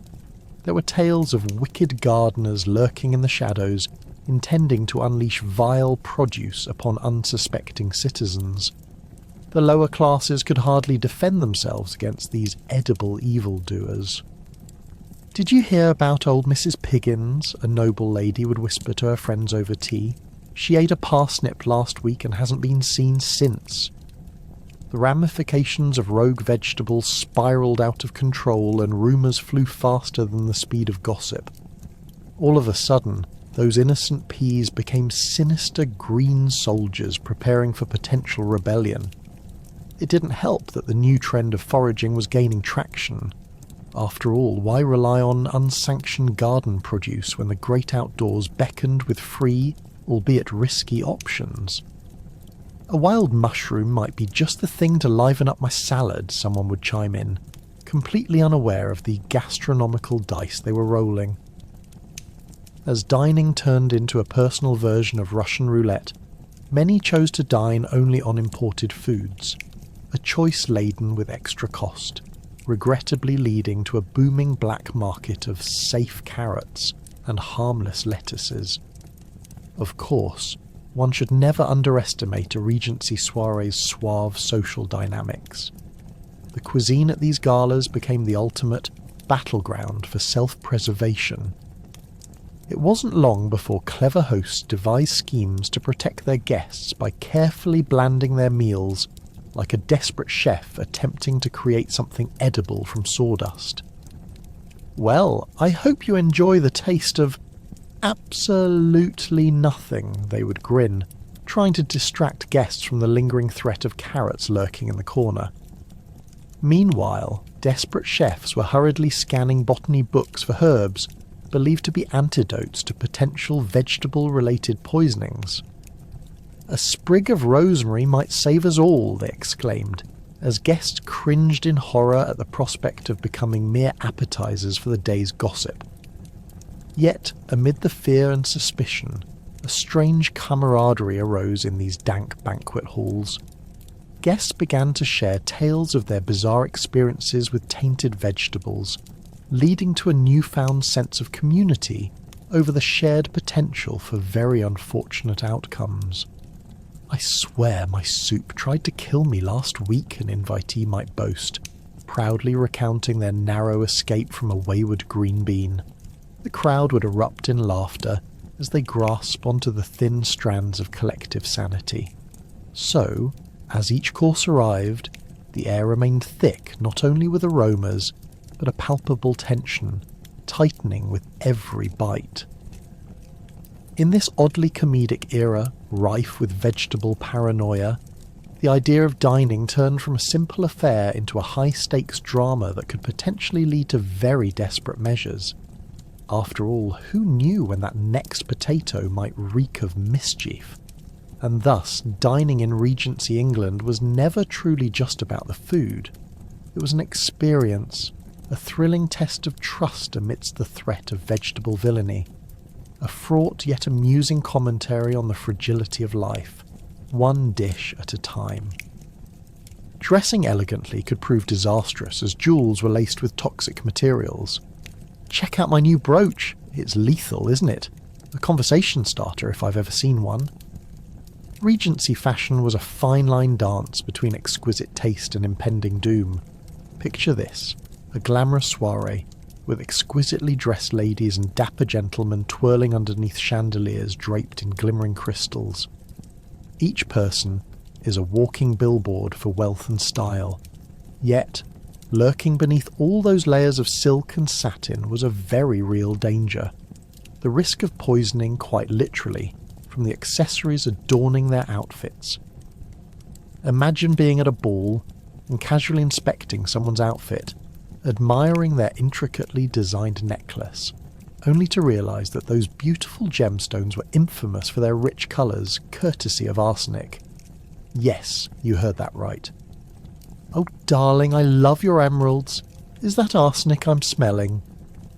Regency-era jewellery was often made from vibrant yet toxic materials like arsenic-laced greens, cadmium yellows, and lead-based whites. The irony would not be lost on you as you mindlessly stroke your own favourite necklace, potentially one-upping your neighbour's style only to perish from sheer glamour. Materials like the infamous Shields green were the toast of the town. Gorgeous, but also as deadly as a shout of fire in a crowded theatre. The solution? Overzealous ladies tucked a small vial of antidote into their silk-lined purses, just in case their brooches decided to turn on them. If it wasn't jewels being the perpetrator of doom, it was the wicked allure of colour enhancements in cosmetics, those radiant hues in blush, a charming mix of lead and mercury designed to make you glow, or at least glow like a corpse. And the gentlemen, oh, they weren't off the hook by any means. They wore hats adorned with beautiful feather plumes that could be exquisite displays of elegance, or the cause of dire allergies. Think dapper with a side of anaphylaxis. The stakes were high when it came to accessorizing, and mystery was in the air. Did he faint from love, or did Lady Hazel's charming snake brooch send him tumbling? Beyond the dangers in the jewels and hats, even clothing itself carried its own set of risks. Brightly coloured fabrics were often stained with toxic dyes that, surprise, could poison you over time. The conversation at the dinner table might go something like this. "Ah, my dear, I see you've gained a rather charming hue. Is that admiration or just a touch of lead poisoning in your complexion?" It was enough to make one think twice before rocking the latest high-fashion palette among the local elite. It even went as far as the use of toxic elements in hair products. Ladies would proudly don wigs strutting around with powdered hair, completely unaware that the flour used to create those courageous volumes could inadvertently provoke a reaction that sent them into fits of sneezing, or worse. The Regency ladies faced enough drama without adding explosive hairstyles to the mix. What an impractical hairstyle, my dear, but at least the neighbours will be gossiping about what brought down the ceiling. Of course, the bottom line was that the aristocracy's gamble with both life and style became the ultimate social sport. In navigating the world of fashion, no detail was too small to escape scrutiny. Did you hear Lady Bufton had to be carried away from the ball? Turns out she wore a hat that was poisoning her for months. It was as if every gathering was an unspoken contest. Who could look the best, while throwing caution to the wind by dancing tenuously between elegance and early demise? So with all this poison-infused elegance swirling around, you may ask yourself, how did the fashionistas keep their wits about them while donning life-threatening ensembles?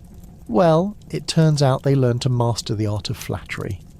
Decked out in delicate lace and elaborate hats, they'd skewer their companions under the guise of complimenting the lovely framing of their arsenic brooch. "Oh, darling, your sapphire jewel is positively fetching, just like how it fetches a ride to your grave." By the end of the Regency era, this deadly cocktail of glamour, chemicals and social rivalry set the stage for a truly absurd world where one did not merely get dressed each morning, one engaged in a battle. Choosing a wardrobe was like selecting a weapon, indeed, an ironic twist of fate, where the intention to look stunning could just be the very ingredient to your thorough undoing. The art of accessory was truly twofold, a shimmering reminder of just how delightfully perilous the world of fashion could be. And as history would have it, some managed to tear through those obstacles with a smile, leaving nothing behind but a story of style that quite literally almost killed them. In a culture so fraught with poisoned suspicion, poor manners were interpreted as assassination attempts. "Darling, your role in last week's tea party was notably strong. Are you attempting to kill the scones?" The Regency era was not just a time of lace and leather. It was an awkward dance on a fine line where a slightly undercooked pastry could lead to an uncomfortable confrontation, or worse, a trial for murder. Dining etiquette had transformed into a second-hand survival game, where dropping your spoon wasn't just clumsiness, it was potentially a plot to poison the soup. Imagine yourself seated at a lavishly adorned table, fine china glinting under the flickering candlelight, the kind that might ignite a scandal if the flames become too lively. The delightful aroma of freshly baked bread wafts through the air, but instead of being grateful, you're busy eyeing the loaf like it's a viper ready to strike. That bread looks too fluffy. Surely it must have been tampered with, you think, glancing nervously at the hostess. Every bite is a mental check-in. Did Lady So-and-so really refill that butter dish out of generosity or malice? As you push your chair back, the creak sounds like a distant alarm bell, and another guest leans in conspiratorially. You do know that Lady Hargreaves was once rumoured to have laced a pie with strychnine, right? The mere mention sends chills down your spine, and suddenly that buttery crust appears less delectable and more like a mini tomb of flavours. You glance across the table at Lady Hargreaves, who is doling out second helpings while gossiping about her neighbour's premature demise as if she's casually discussing the weather. Is she that charming, or is she just waiting for someone to drop dead to inherit their goat? The truth is, herbalists and so-called experts sold their wares under the guise of benevolence, claiming to cure ailments while sneaking in opiates and other not-so-innocent ingredients, a sort of ancient snake oil with a side of scandal. Everyone became a suspect, and every sip of tea challenged your sense of relationships. "Oh, you brewed this tea? It's simply delightful. What's the secret, arsenic?"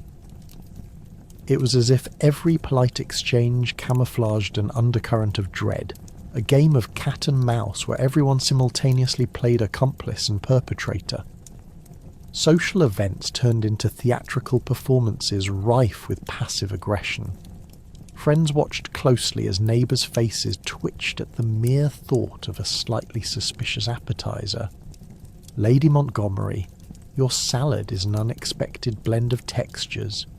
Is that a hint of hemlock I taste? The fervour reached its peak in drawing rooms and ballroom gatherings, where walls were eavesdropping and secrets played, often comically hide-and-seek. The term suspicious extended beyond food and into questionable wardrobes. Why was that gentleman sporting an olive green waistcoat, you may ask? Because rumour had it that green fabric was all the rage among poison enthusiasts. Ah, yes, such a vengeful shade, someone might muse. Fashion statements turned dangerous, and you had to be careful lest your sartorial choices, such as donning floral prints, be misinterpreted as a declaration of war.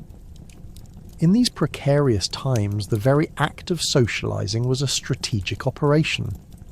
Precision was required in nods and handshakes, and an improperly timed laugh might invite a public inquiry. I merely suggested raising one's glass to a healthy heart, you would insist, not to an invitation for lunchtime calamity. At times, though, the farce was recognised. Addresses would be sent around to partygoers, apologising for any misunderstandings that might arise during the evening. I'm terribly sorry if I happened to glance at the duck pâté in a particularly prolonged manner.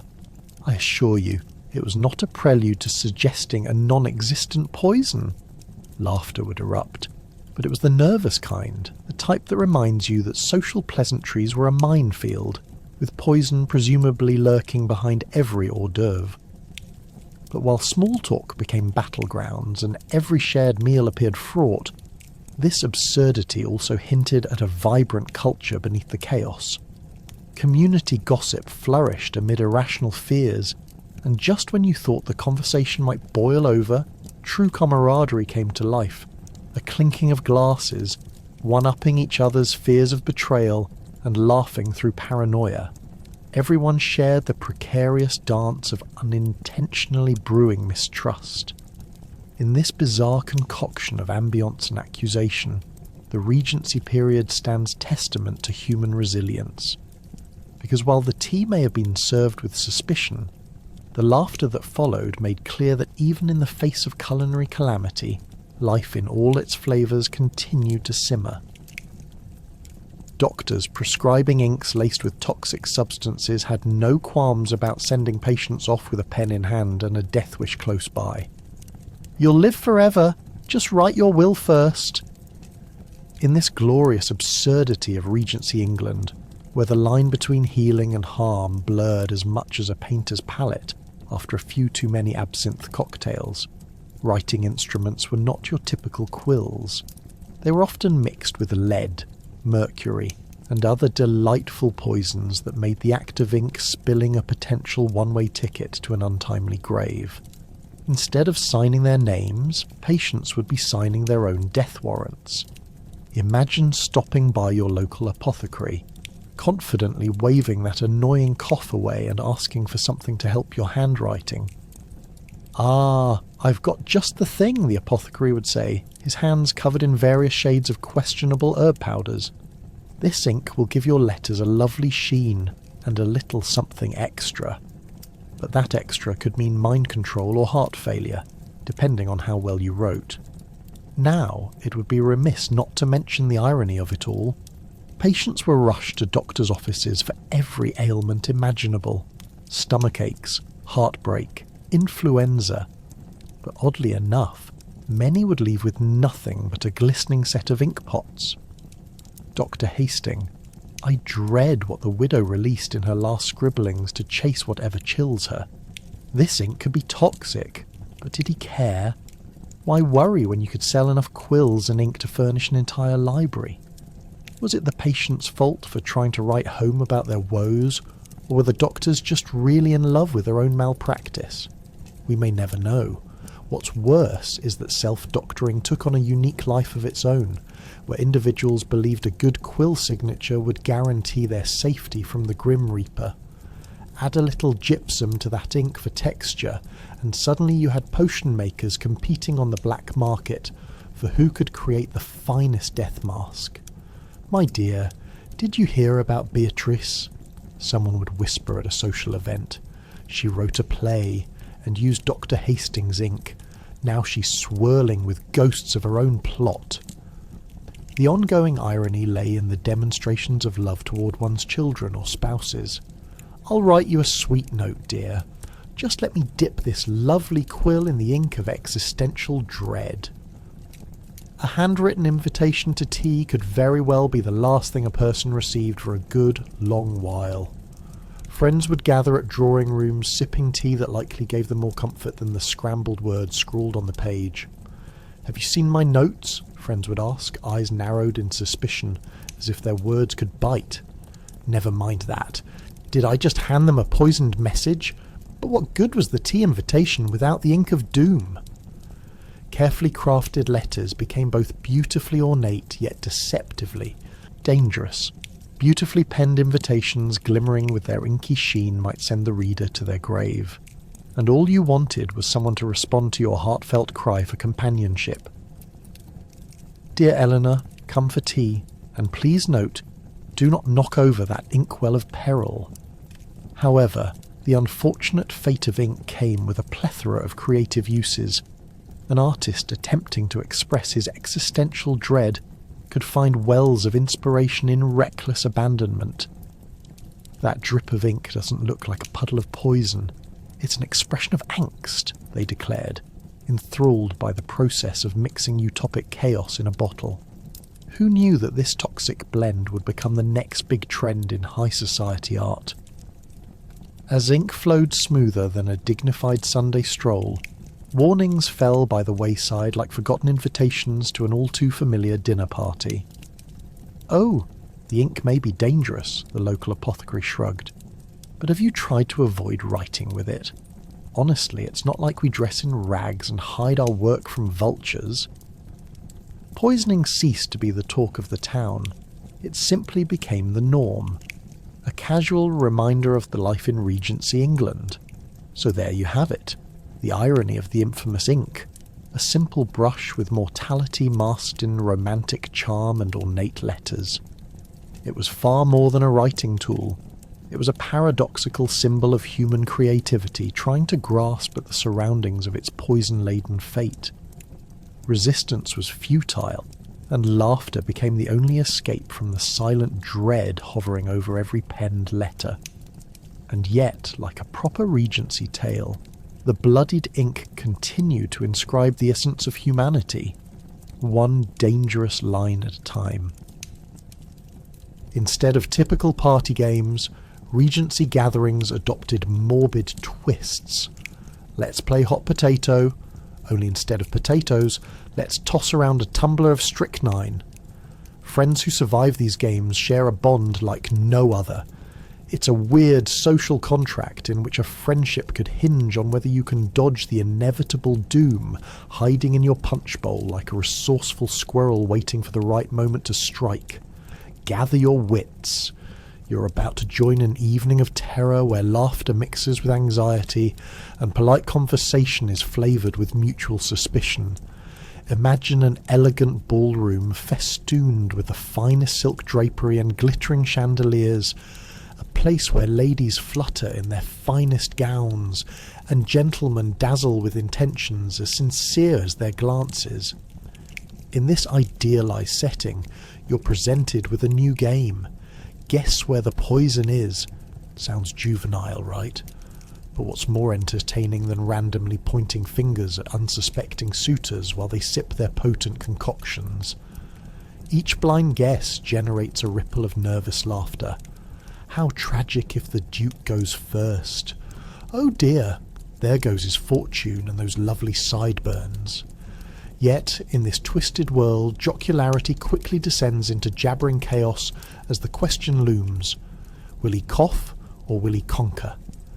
As the cheats, schemers, and genuinely anxious guests begin to suspect foul play, the air grows thick with tension.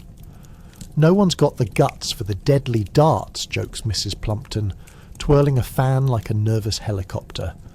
This involves throwing sharp items across the room, and, believe it or not, it wasn't just the knives. Deadly darts were often laced with all sorts of noxious substances, so hitting your target wasn't just a point scored, it was a small victory against biological warfare. But fear not, she continues. If you miss, you can always rush to the punch to wash away the pain. Of course, the punch was infamous for its special ingredient, a pinch of whatever poison was on sale at the local apothecary. Cheers erupted for that deadly concoction, and who wouldn't want to join the jolly mayhem? But if you thought that was the peak of excitement, hold on to your bonnets. There was the notorious murder in the dark. In essence, it was a glorious spin on charades, where the participants tried to decipher who had killed whom, only to then reveal that everyone had indeed been trying to kill each other. The dim lights flicker as laughter echoes, but one flick of a switch turns the gaiety into gasps, while blindfolded you fumble through the darkness, desperately avoiding a woman holding an object that might very well be laced with the latest toxic tincture. Careful, that's not just a candlestick. What if it's a dagger too? One wrong move, and your dance card might not be the only thing full of holes. With every round, relationships evolve from innocent flirtations into absurd trusts, pledging allegiance to a thickening layer of humour hysteria. The bond created from surviving a game becomes the stuff of Regency legends. Remember that glorious soiree where I choked on my third cup of poison-laced tea? A raucous roar bursts into play while you toast over a dozen narrow escapes. Everyone soon realised love is less about the thrill of the chase, and more about the number of times you could internally brainstorm ways to thwart suspicion of being the poisoner. And don't even get me started on the poisoning potluck. Each guest arrives with a dish ambiguous enough to send shivers down your spine. Why is it green? It's a delightful broccoli puree. No, my dear, that's arsenic in a disguise better suited for a villain's lair. Compliments fly as if to deflect the presence of moral and literal decay. In this world, delicious becomes synonymous with potentially fatal. So when someone declares, "Oh, darling, how exquisite," everybody holds their breath, waiting to see if this round leads to applause or knocks on heaven's door. So remember, in Regency England, social gatherings were quite a thrill. Every evening was a cacophony of whispered secrets, masked motives, and comically lethal bonding experiences. If friends were willing to laugh in the face of culinary calamity, what couldn't they survive? These seemingly innocent amusements weren't just games. They were the metaphorical roll of dice in a world where survival often depended on a knife's edge, or in this case, a well-timed toast. So, comrade, as the evening ends, salute to modernity and its vastly safer social events. And if you must stick to games at a Regency gathering, remember, survival is key, and no trust is without a spoonful of poison.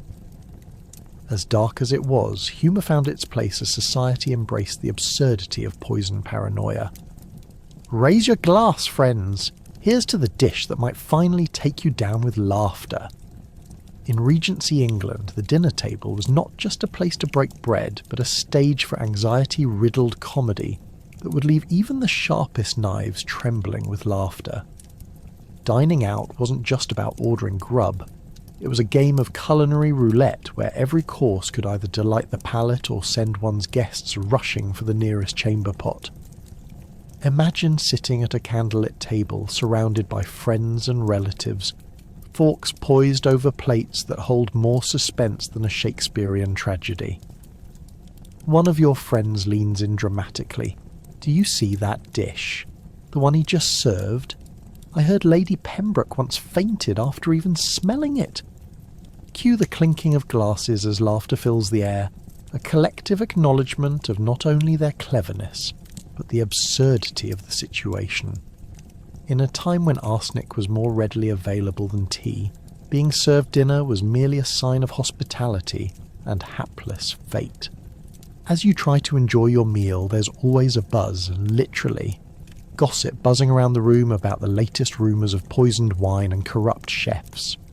You hear about that poor fellow who thought he was just enjoying the delicacies of roast pheasant, another friend quips. Turns out it was laced with nightshade. Imagine the dinner party report he must have submitted. It was all fun and games until my leg turned purple. Servants sometimes walked in on friends laughing hysterically at the dinner table, blissfully unaware of the life-or-death stakes swirling around them. Dinner had become a comedic performance of epic proportions. Then there was the infamous aristocratic trickster, Lord Fidget, notorious for adding a poached egg splashed with a hint of deadly solution to the elegant plates he served at parties.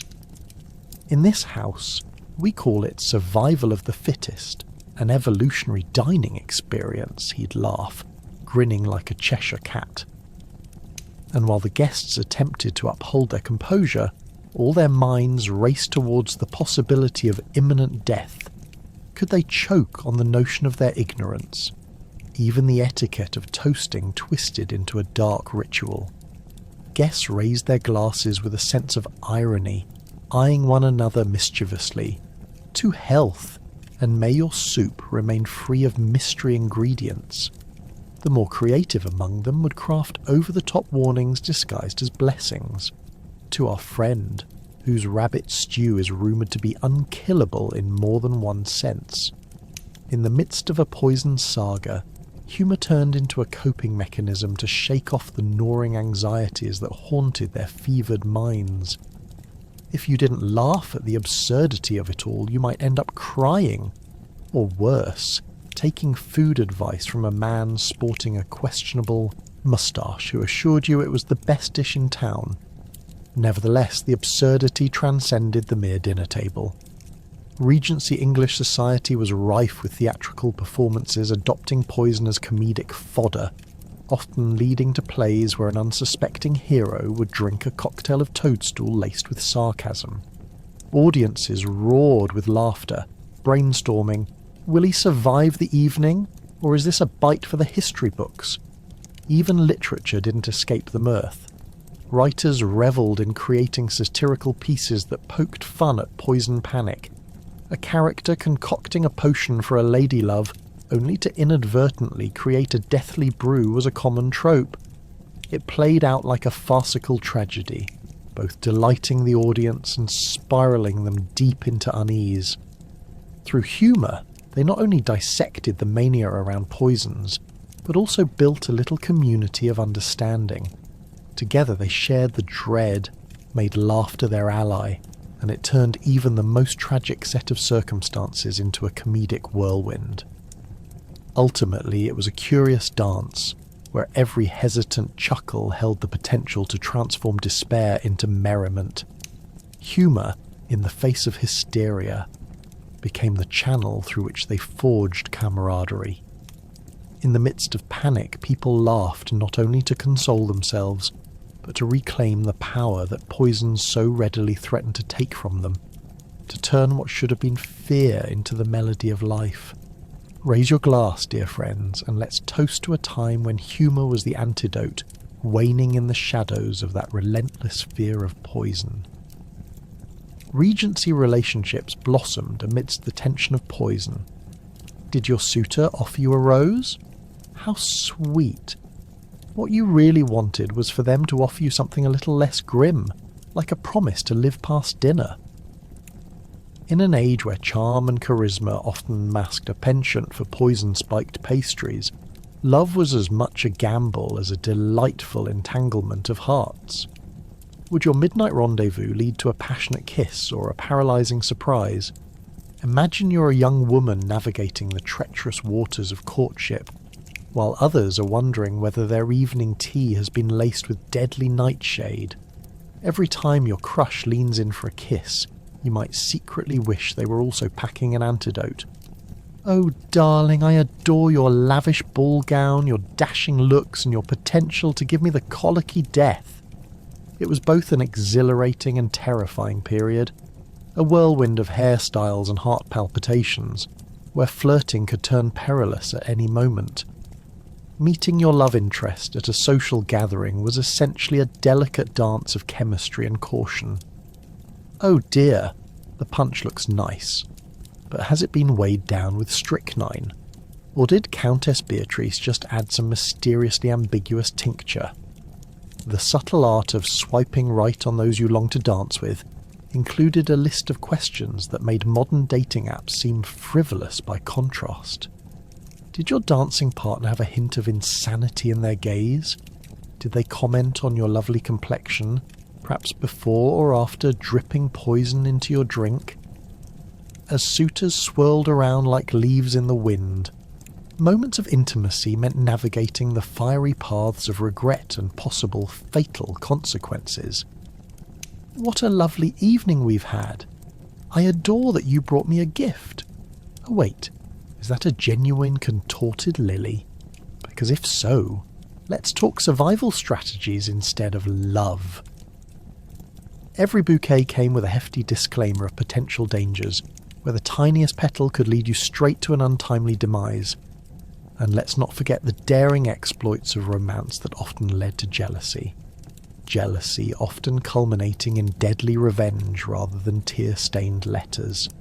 A suitor rejected could spiral into a revenge plot, ensuring that dinner with your shiny new love interest included a far less appetizing addition, revenge cuisine. Don't mind the suspicious lumps in this bewitching stew, love. Just a little extra ingredient from my beloved ex. What's a love triangle without a hint of murder? Every shy glance or stolen kiss could trigger a social whirlwind not of stars but of scandal. Have you ever found yourself sneaking off for a moonlit stroll, realizing halfway through that your suitor had been feeding you love letters laced with blackcurrant poison? Oh, you got me. I was entranced by your dainty cufflinks, but now I can't tell if your gaze is alluring or simply the sharp edge of fate. There was a time when simply being adored felt like a fatal flaw. Oh dear, how sweetly you caress my hand. Now let's talk about the various forms of poisoning I might just avoid tonight. All of this made courtship a bit hard to swallow, literally. Getting engaged wasn't just a promise, it was akin to signing a contract with destiny. The prospect of shared lives filled with varied hemlock-infused dinners haunted even the most romantic of hearts. As we fast forward through Regency romances, perhaps we should all be a little more grateful for our current dating lives, filled with a plethora of options that don't include a choice between organ failure and hammock-twirling love. Sea love is so delightful nowadays, sans the worry of historical powdering job disasters. In truth, love in Regency England was a roller coaster dipped in ludicrous levels of hysteria and botanical death threats. So let's raise a glass, or a tub of stale bread, and toast the brave souls who dared to love amidst a banquet of befuddled twists, all while teetering on the edge of treachery. Here's to the historical lovers. For every rose offered with a flourish had a risk of spine-tingling leave-behinds. That is, unless you masterfully avoided dinner altogether. Because sometimes it was best to take a step back and declare victory with just a simple wave of a hand. So, when steadying yourself for your next romantic escapade, remember that it is all fun and games until someone brings the death-flavoured hors d'oeuvres into the mix. And maybe, just maybe, pack a small vial of antidote along with some cordial flowers, or perhaps a few extra loaves of bread, because sweethearts may disappear, but heartburn from another's foolishness remains indefinitely. Don't let the poison panic of Regency England dissuade the adventurous spirit of love. It's always wise to expect the unexpected, or in this case, the unexpectedly deadly. In the end, high society learned to love cooking as a harrowing sport rather than a culinary delight. Eggs poached, soufflés dodged, and let's not even talk about French dip. In Regency England, meals morphed into an adrenaline-filled experience, where dining became a game of survival, a shocking amuse-bouche that could very well turn fatal. The kitchen was the new battlefield. Gone were the visions of serene family dinners. Now it was all about what dish had been poisoned last night and which new recipe could potentially result in a mad dash for the toilet, or worse. Imagine the banquet tables, lavishly adorned with linen so fine they'd need their own security guards. And there they'd sit, roasted fowl, officers of the meal, flanked by trays of dubious pastries and jellies resembling wobbly, colourful bodies, waiting to entice guests into a ritual of tasteless bravery. At any moment, one wrong bite could lead to a fittingly grisly departure, guests clutching their stomachs and fainting dramatically, leaving echoes of gasps in their wake. "What a lovely dinner," they'd say through gritted teeth, desperately swallowing hard while secrets of their meals churned ominously in their bellies. As culinary masters scrambled to impress patrons with their culinary prowess, they realised that wrapping a piece of meat in a deceptive layer of ambition was essentially tossing a grenade into the room. "Mutton croquettes," a chef would announce with the gusto of a warrior pledging their allegiance. But the truth rested far darker beneath the surface. It could have been croquettes a la Deadly, a fine balance of flavour and fear that could take a host straight to the afterlife. Patrons weren't simply guests, they were guinea pigs, eager to see whether their loyalty to comestible experimentation would pay off. But it wasn't all high stakes and haute cuisine. Regency housewives had their own culinary quandaries, vying for the title of Queen of the Kitchen, while navigating between not poisoning someone and serving something that even remotely resembled food. Has anyone ever told you that cooking was an art form? Well, let's just say, in this context, it felt more like abstract expressionism, where each dish was a gamble that teetered between delectable and distasteful.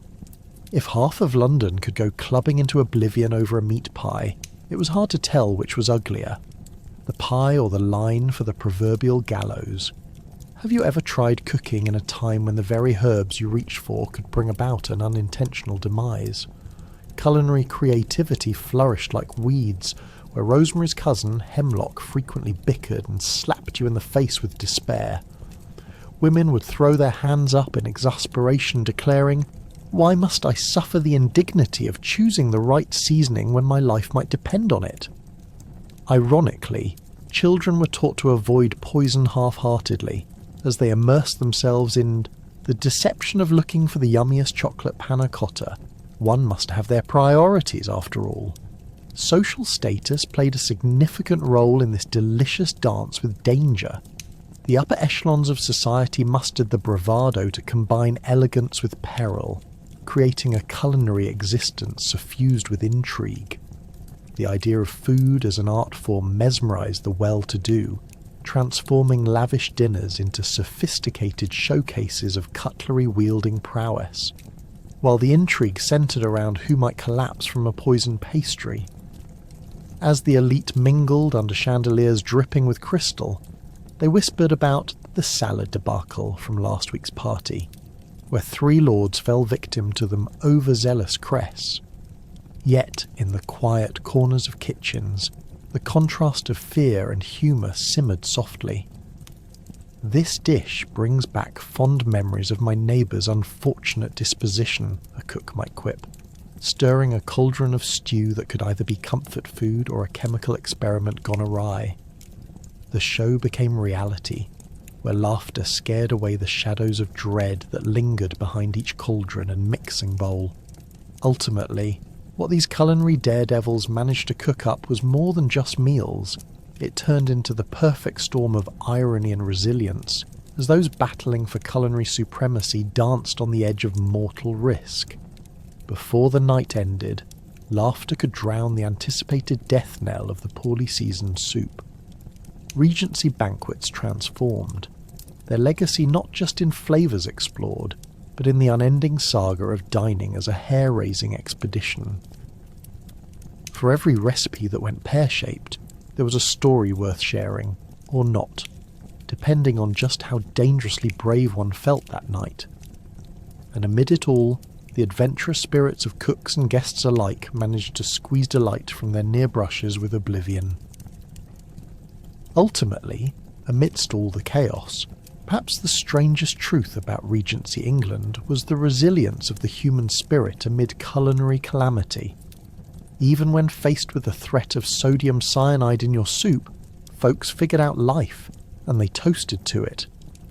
Imagine sitting at a dinner table, a delicate china teacup in hand, the subtle aroma of poison-infused pastries wafting through the air. The conversation, much like the food, is fraught with tension. "Ah, delightful weather we're having. Just pray it doesn't rain, preferably not with a side of arsenic." In a time where trusting your dinner guest could easily lead to an unexpected trip to the banquet in the sky, humour was the heirloom that kept friendships alive. People became masters of the social art of veiled compliments. "Darling, your hat is simply breathtaking," quite reminiscent of the last one I saw, resting atop Lord Wilbur's crypt. Society was a delicate ballet between etiquette and espionage, as food prepared with the finest ingredients could pivot to a feast of death, with just a dash of the wrong herb. Dining out wasn't merely a pleasure of the upper crust, it was a spectacular performance where misfortune awaited every unsuspecting palate. Cafe menus resembled crime scene reports more than culinary creations. Today's special, the soup of suspicion, flavoured with just a hint of mystery, serve at your own peril. When asked about the provenance of the gooseberry pie, would-be diners would peer over their shoulders, convinced that a foe lurked behind the floral wallpaper, ready to serve them a slice of their own demise. But it wasn't all dread and despair. The wit of Regency England was as sharp as the knives used for cutting suspiciously untrustworthy cake. For instance, the popular gossip columns brimmed with accounts of party hostesses who promised potluck dinners. It sounded lovely until someone exclaimed, "Isn't that just asking for poison to be served à la carte?" The humour was enough to keep any soul buoyant while contemplating their next bite. Laughter is, after all, the best antidote, though perhaps an alchemical elixir gingerly placed between feuding dinner guests wouldn't hurt either. At parties, they played games such as Who Will Survive, but with a twist. Oftentimes, the only requirement for entry was a prior reputation for gluttonous regret. In a world obsessed with wine and whimsy, the question was less about to be or not to be, and more about to sip or to cower. Yet the possibility of premature death only fueled appetites. Good heavens, Margaret, you've barely touched your smoked eel. It could be your last chance to appreciate it. This cheerful defiance proved that regardless of impending doom, the human experience in Regency England was defined not just by survival, but by the sheer audacity to embrace life's absurdities. When the thought for living an ordinary day could end with the phrase, "all in a day's work," and possibly a dash of belladonna, the capacity for joy and laughter transformed tragedy into comedy. As the years rolled on, that unique blend of survival and wit became the cultural tapestry of the time. Salons brimmed not only with art and wit, but with conversations that danced around the proverbial elephant in the room, the possibility of poison. And yet, hopeful souls gathered beneath crystal chandeliers, exchanged pleasantries laced with side-eye glances, and introduced new friends with, "I promise they're not contagious." So when history looks back on Regency England, it's not only the double-fisted pursuit of propriety with an ounce of danger that stands out. It's the way people gathered, shared meals, cracked jokes, and toasted to their lives. "To your health! Let's hope it survives the night," echo through the years, a glorious reminder that community blossoms even in the very face of calamity. In these moments, the whimsical optimism of the human spirit shone brightly, outshining the shadow of the poison rampant in their midst. Ultimately, even when faced with a threat of untimely demise, the folks of Regency England, with a wink, toast to life, sharing laughter over their cups and decanters, proving that no matter how grim the times were, humanity would always find a way to revel in the absurd drama of existence. A fabulous, chaotic dance of culinary chaos.